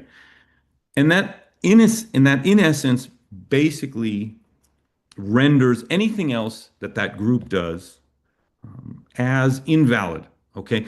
And in the United States context, the poster child of the terrorist group is the Islamic resistance movement, Hamas, okay? So as the world, even more so than Al-Qaeda or the Islamic State, the model of the terrorist organization in the American official gaze is the Hamas movement. Okay, so that renders Palestinians also as adjacent to, in their group that calls itself a resistance movement, that renders them in the American official view as terroristic. So when we've seen government spokespeople, U.S. government spokespeople say that everything that has happened in Gaza is the fault of Hamas, right? This has been a new line that the Trump administration has taken on and pushed rather, I think it's kind of obscene, but they push it in an aggressive manner. They are reflecting, or these views reflect, this idea of the permanent terroristic status of the group here, right? And the Israeli logic, of course, appreciates the American approach and makes use of it as well. And we've also seen that the Israelis have tried to make use of international law, okay, by constantly referring to their right to self-defense. International law has a few basic requirements, maybe one really of when a state can go to war, and that's when it's attacked, and so it can fight back in self-defense. And so we see that phrase trotted out over and over again, even as, you can see the Israeli Air Force, for example, or drone force, or whoever it is, bombing tents and bombing people in buildings with no armed people anywhere near there. Well, they must have been human shields that are being used by the terrorist group. And this is really a self-defense. This is really an action in self-defense. Okay. People, when they see that, even through the filter of the horribly biased corporate media here in the global north, the United States, et cetera, they've been conditioned by the concept of the status of the group as a terrorist group, and the media constantly reinforcing that message, and government spokespeople also repeating it. But at some point, the scale of the horrors, I think I mentioned earlier, becomes too much, and people insist on believing their eyes as opposed to the narrative that has been structured, okay? Similarly, I think when we talk about this issue of genocide, and we've all, again, experienced this idea, for example, that this is an issue of status. This can't be a genocide. Well, how come? Well, the Israelis could kill everyone, but they don't, right? They haven't. That means it's not a genocide. Okay, they're just focused on dealing with this terrorist organization. The status, again, overwhelms the discussion of reality, which people are refusing more and more and more to believe. Okay, another example, sometimes these examples actually come to life or are, kind of admitted out loud in ways we may or may not really be expecting.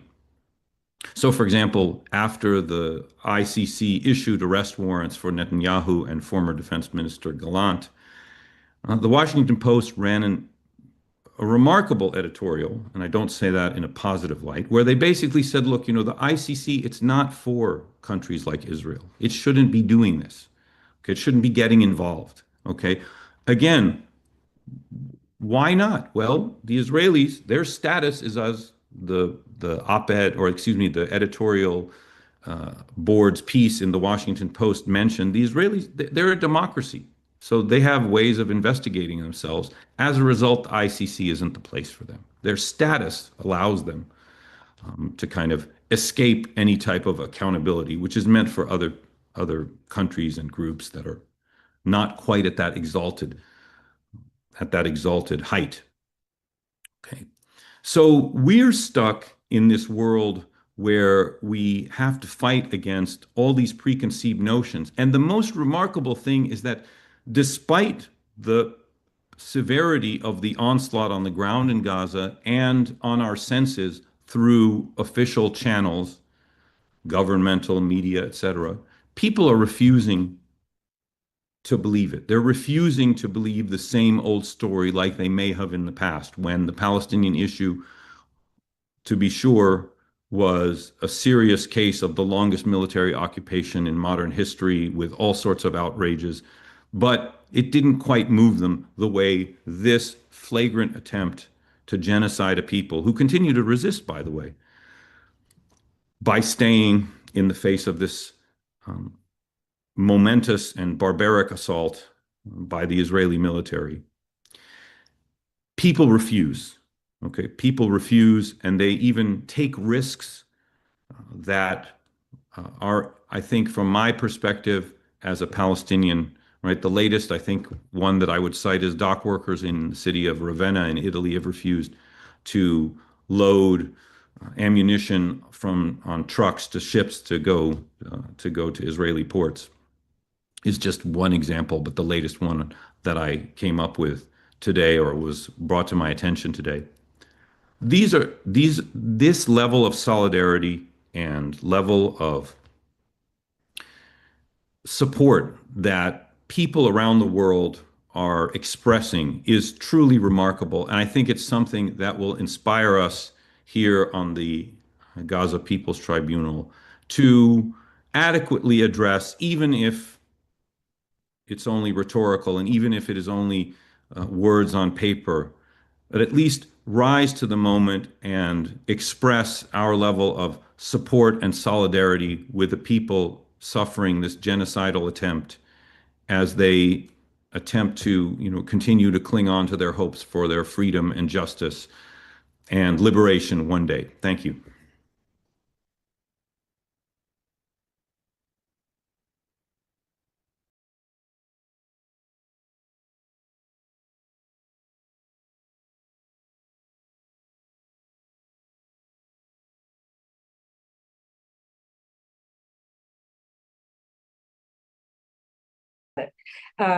Okay, so with that, we've had our final presentation, and now we can open the floor to questions or have a broader discussion amongst those who are in the audience, if that would be of interest.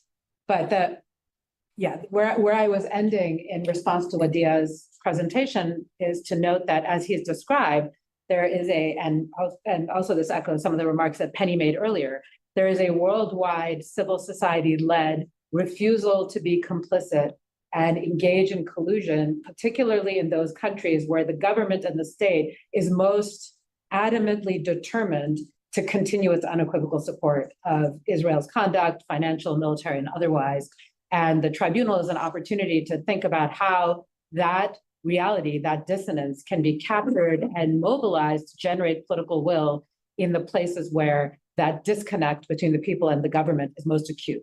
Now, there are other parts of the world where there's also, I think, likely an acute disconnect between, for example, younger people within the societies and their governments, where it strikes me as a bit more challenging. And so one question I would have is thinking about how one might mobilize Arab governments that have also been collusive and complicit, but have fewer channels through which the political mobilization of youth or their people is viable in light of the security states that they operate, and in any case can be heard, can be channeled meaningfully to those who are in power. So it's just one of many questions I think we can think about as we look out at the basic model of political mobilization through the framework of law that the tribunal represents in its continuity from Bertrand Russell to today, and how it may be impactful in different parts of the world differently, what we can hope for, and what we would look to a jury of conscience to do. What ideally would be the findings that Dr. Mutunga and others will be coming to at the conclusion of the work of the tribunal. So these are some, I think, questions that we might be able to fruitfully discuss, but anyway, the floor is open. Yes, Phyllis, please. Thank you all for. Is there a microphone? Yes, we can... it jams when they speak, so it would be great if you just summarize the question. Okay, so I'll summarize the question once you've. So I just wanted to reflect on something that I think is a model for how to mobilize civil society in a way that takes into account these rather extraordinary groups, General Assembly, et cetera. And that is to look at the model of 1980s era anti-apartheid movement around South Africa, when we saw a very similar parallel when many countries were bringing resolutions to the Security Council. Then go to the General Assembly, resolution would be passed with enormous majorities, but it would then be announced that, well, it doesn't matter because the GA resolutions are not binding. What happened was those resolutions became sort of menus of operations, of actions that individual member states could take. It didn't have to be collective processes. It didn't have to come from the GA as a whole. Member states, one after another, began to pass resolutions in their own parliaments, in their own laws, their own decision-making, where they started imposing banking sanctions, food sanctions. Crucially, that kind of military arms embargoes that we now demand to be applied to Israel.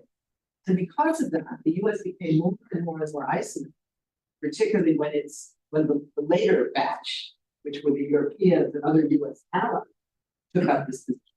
Isolated the US enough that eventually the US government itself had to cave in and allow the very strong movement that already existed in the US, led by the Black Caucus of Congress and Black churches, primarily as student, that were able to pass laws here, finally impose the sanctions.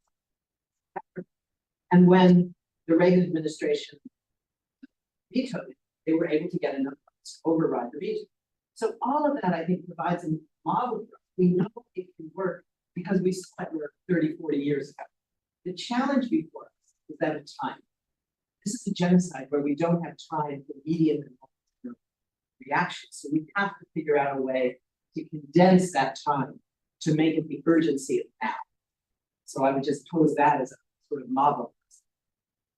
So just by way of summary, Phyllis noted that the work that occurred in the 1980s to isolate and increasingly ratchet up pressure on South Africa through the General Assembly at a time when the Security Council was similarly paralyzed from acting as a consequence of US and at that time UK vetoes, is a model that we could draw upon. And those resolutions provided a menu of options for states to guide their own individual action, even if they didn't have the force of compulsory Security Council resolutions. So menu of options around sanctions, around cultural isolation, around arms embargoes. Also, although she didn't mention it, the idea of withholding credentials from participation of the representatives of that state from participating in the General Assembly is also a precedent that was set in the South Africa context. And these are precisely the kinds of things that we're debating now. The challenge is that the parallel fails when we think about the time scale. And so the question is the urgency of now. That was a strategy that wasn't limited to the 1980s. It began in the 1960s, far preceded the Sharpeville massacre, and then continued and came to fruition over a course of some 4 decades. And actually, there have been parallels all throughout those 4 decades and since between the South African and Palestinian cases. They were recognized explicitly as being parallel cases of incomplete decolonization by those same states at that same time. The non-aligned movement, the G77, all of them saw the similarities of the 2 cases. Where they diverge is that now we're talking about a genocide the timescale of which is far more urgent. And so the question on the table is, how might we adapt from the example set in the South African case to meet the urgency of the current moment on Palestine? And I think we began to hear some of the answers to that question, but this might be a time to think about what is the UN General Assembly's deadline for action has passed yesterday. What are the kinds of actions that beyond South Africa, where you never had Uniting for Peace, how might Uniting for Peace add to the menu of possibilities in a way that could address the urgency of the moment? And I welcome any panelists. Obviously, Wissam addressed this question to some extent in his remarks. I think Craig alluded to this as well in his remarks, and anybody else who might want to speak to Uniting for Peace or other ways that the South Africa precedent could be built upon here.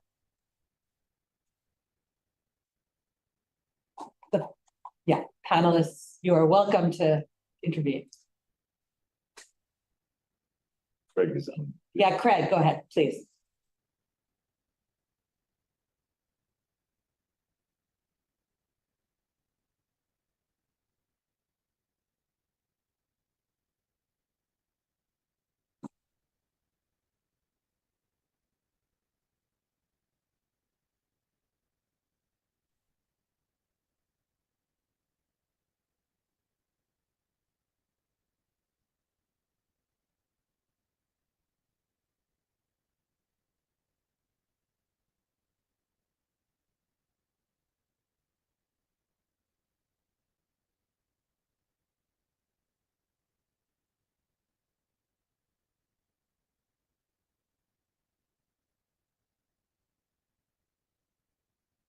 And settler colonialism and the supremacist regime that has been established over the top of the indigenous Palestinian people. And I think that's why this approach is so important, because, you know, I mean, we all remember that straight through the 1980s, the United States was supporting the apartheid regime in South Africa. It had Nelson Mandela registered as a terrorist, well beyond that as well.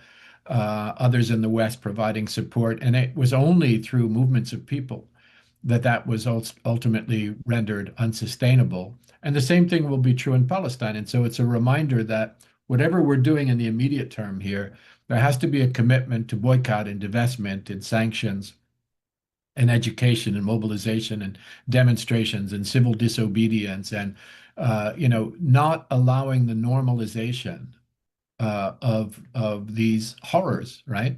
In the immediate term, that's what's happening across the street as well. You know, you have this drumbeat that's been building for the last couple of years, the last year in particular, that was shifting away from both sidesism and stabilization and preserving the status quo, and was for the first time in history looking at Israeli accountability, looking at the rights of the Palestinian people that don't have to be negotiated with their oppressor. And that's why you have so much movement around things like the New York Declaration, which from my perspective is a terrible declaration.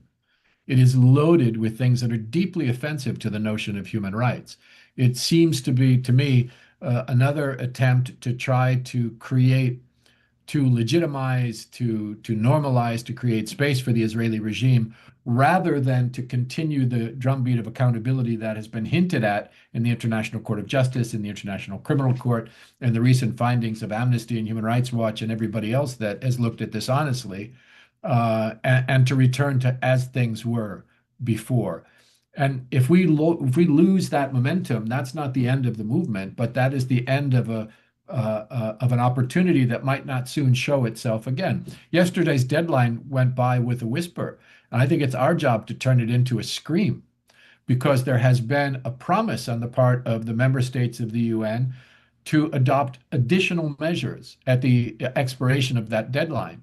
And if those additional measures are the milquetoast resolution that they put before the Security Council yesterday and that they knew would be vetoed anyway, or worse, you know, this stabilization force idea, which has no chance of going forward anyways, then we will have lost something. And so I think The only principled demands now in the United Nations are coming from civil society, and they are demands to continue the drumbeat of accountability, to follow what we learned in the struggle against South Africa, the solidarity movement against South Africa, which was a movement in solidarity with the resistance in South Africa. We similarly have to be in solidarity with the resistance and the steadfastness of the Palestinian people and Palestine, and we have to be pushing institutions to do things like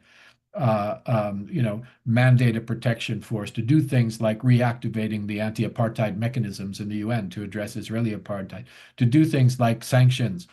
The General Assembly can enforce sanctions, but it can adopt sanctions, it can monitor sanctions, it can expand sanctions. The same thing with the military embargo, the same thing with rejecting Israel's credentials, as has been done with South Africa. So there's a lot of lessons that have been drawn from South Africa there, BDS being the first one, but these other measures at the UN, I think, being important in their own way as well. Over.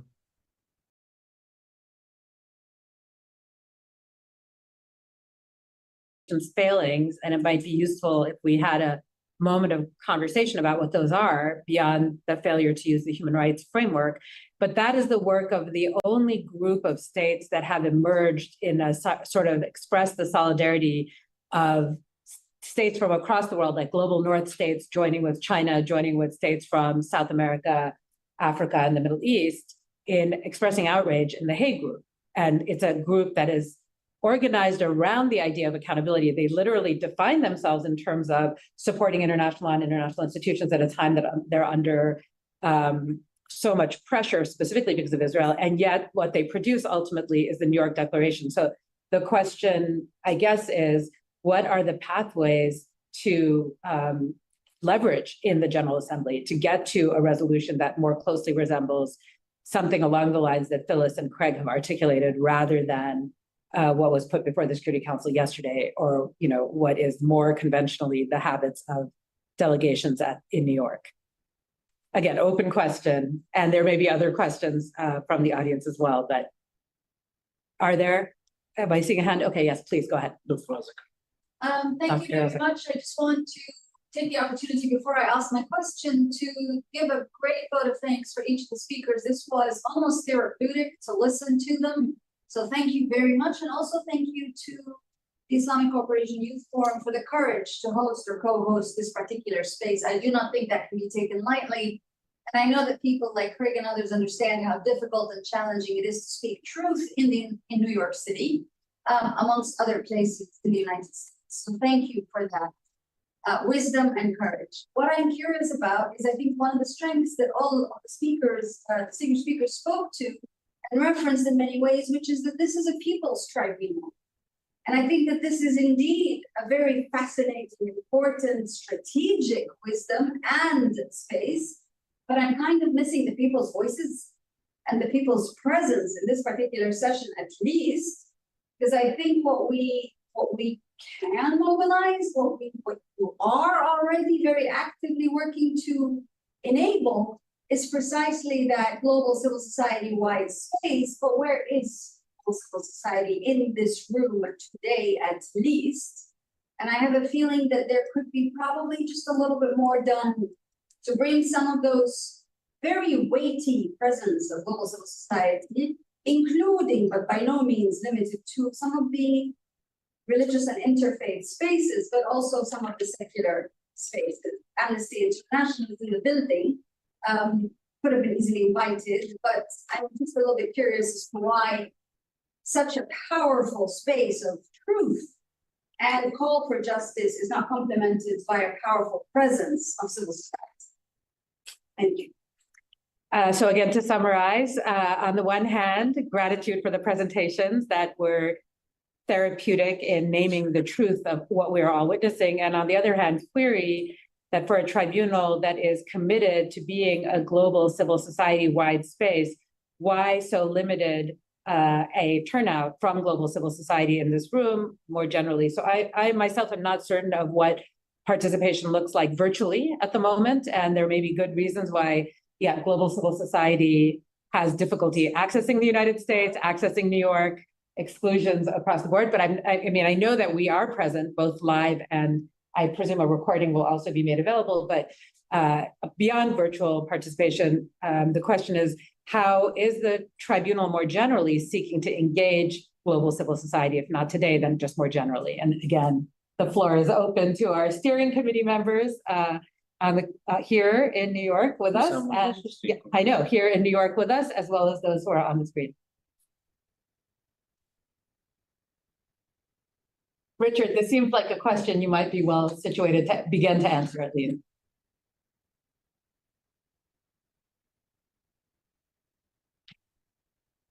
I'm not sure I clearly understood the question. The audio wasn't sufficient.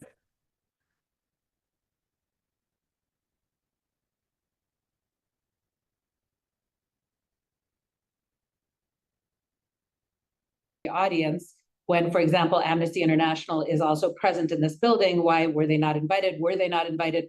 And so on. But I think it's also a platform to answer a broader question, which is, how is global civil society being engaged more generally in the work of the tribunal? And particularly, how might they be involved in the upcoming tribunal session that you've described in Istanbul in October?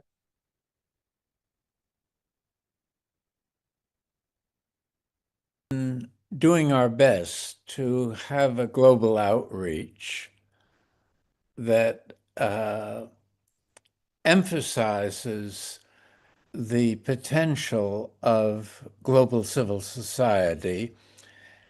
And in the structure of the tribunal, the People's Tribunal, we have a civil society council that's trying to draw the activism of NGOs around the world that are more or less aligned with our goals to participate directly and indirectly in the work of the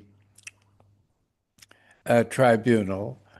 We're making concerted efforts to reach independent media and to encourage their presence in Istanbul to report on the tribunal's proceedings. And we are several of the people on this panel have published fairly widely around the world, trying to activate interest and solidarity with the goals of the tribunal.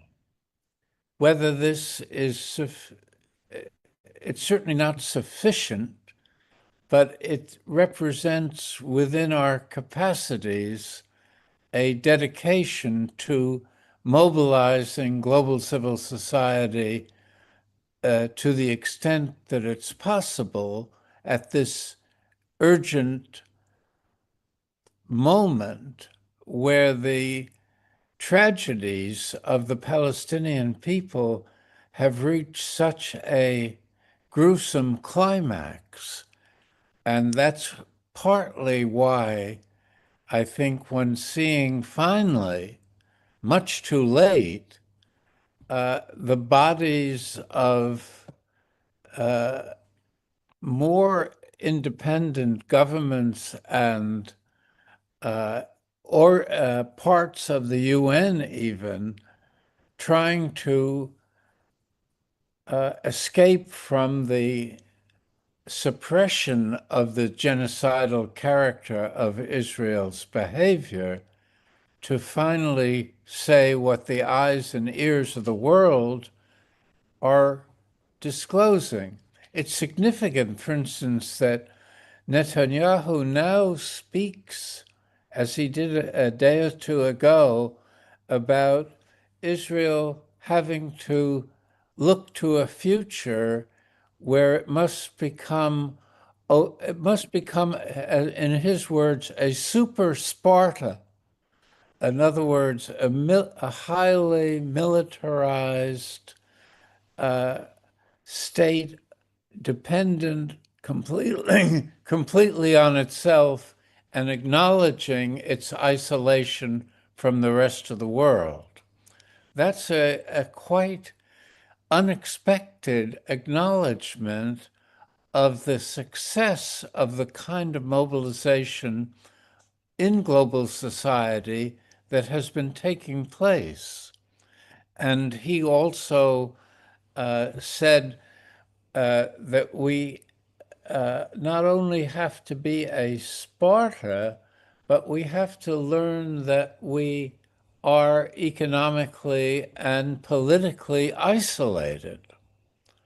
And this goes back to what Wadir was expressing in terms of the fact that there is this extraordinary surge of conscience that is challenging the geopolitical domination of the media and of the way in which public discourse on the Palestinian issue is formulated, so that there is something changing. Whether it's too late to make a difference to the people of Gaza is the question that haunts, I think, those of us that are trying to act and intervene in some way that will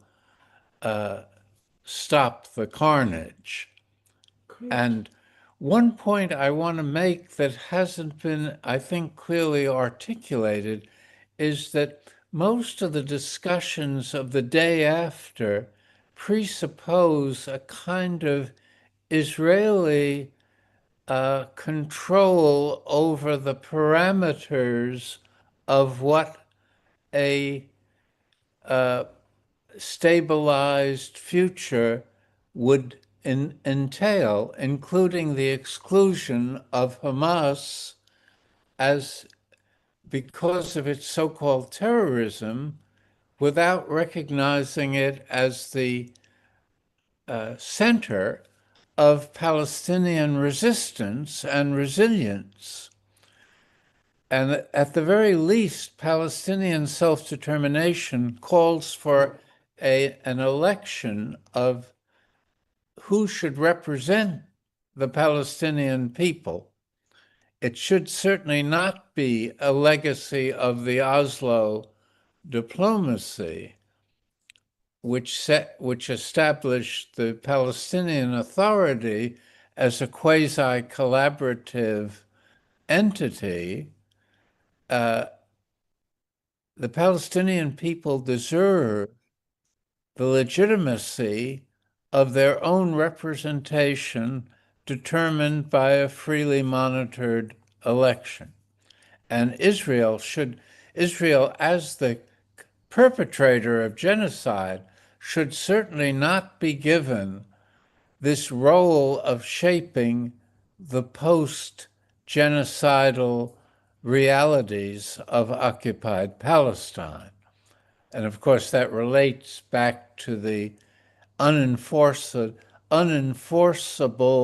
as of now, advisory opinion of the ICJ, which, as Michael has explained, would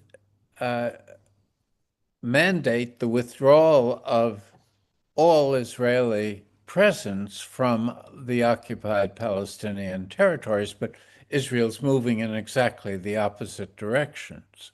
But I think it's a very important point that we not lose sight of, that Israel should not be treated as if it has any legitimate role in shaping the future of the Palestinian participation, and that Palestinian self-determination should be given the kind of recognition that it's been long denied. Craig wants to talk. question of global civil society Yes. engagement.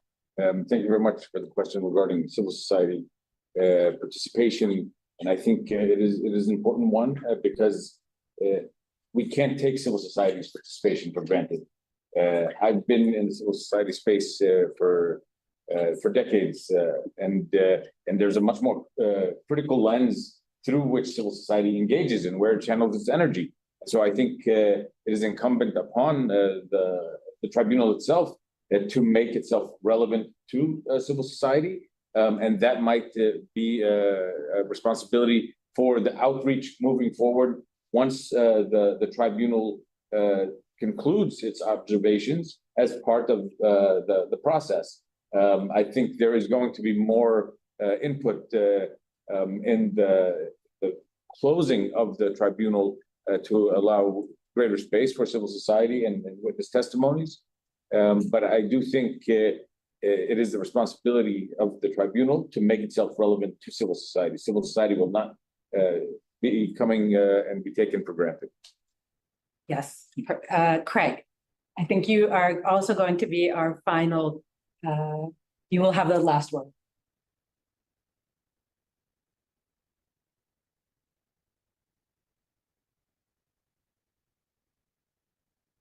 Thing that Wissam and Richard said. I mean, the Gaza Tribunal is a mechanism of civil society. It's not an official institution that collaborates with civil society. It is of, by, and for civil society in the first instance. Secondly, it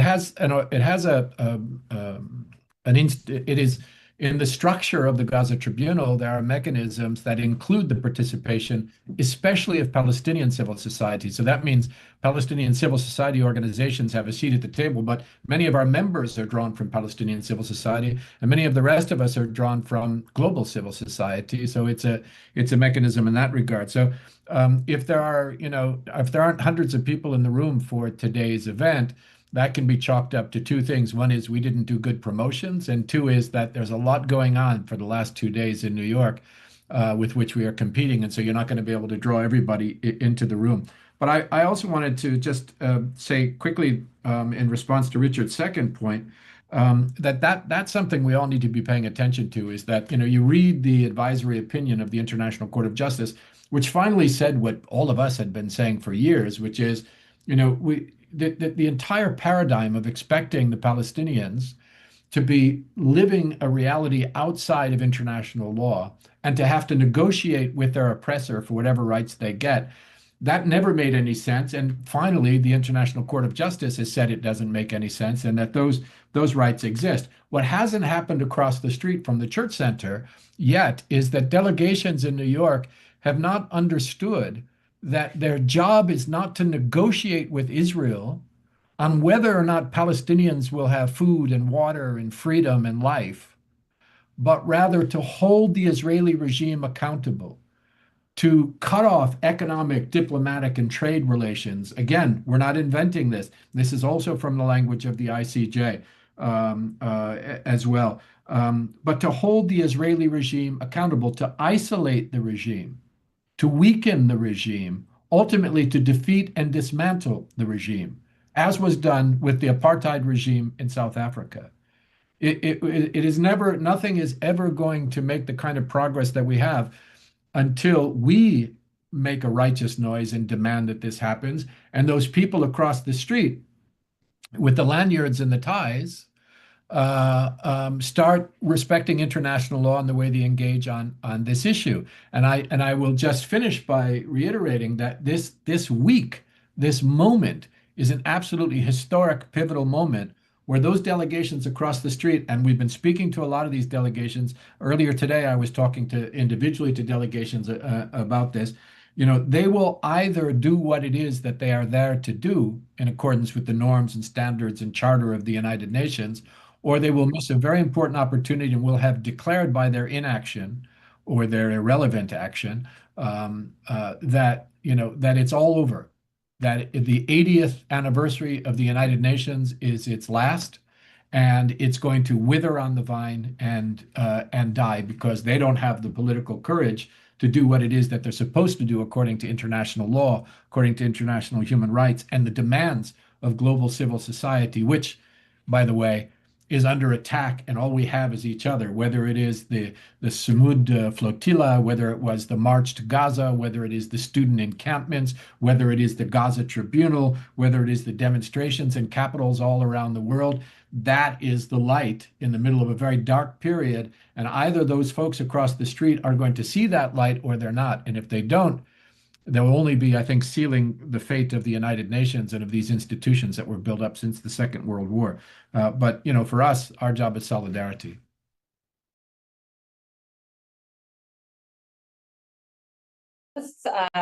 And thank you to the audience that have stayed with us through, I think, 2.5 hours of really riveting presentations and discussions. So thank you so much to everyone. And with this, we'll conclude this side event. Thank you again. Thank you.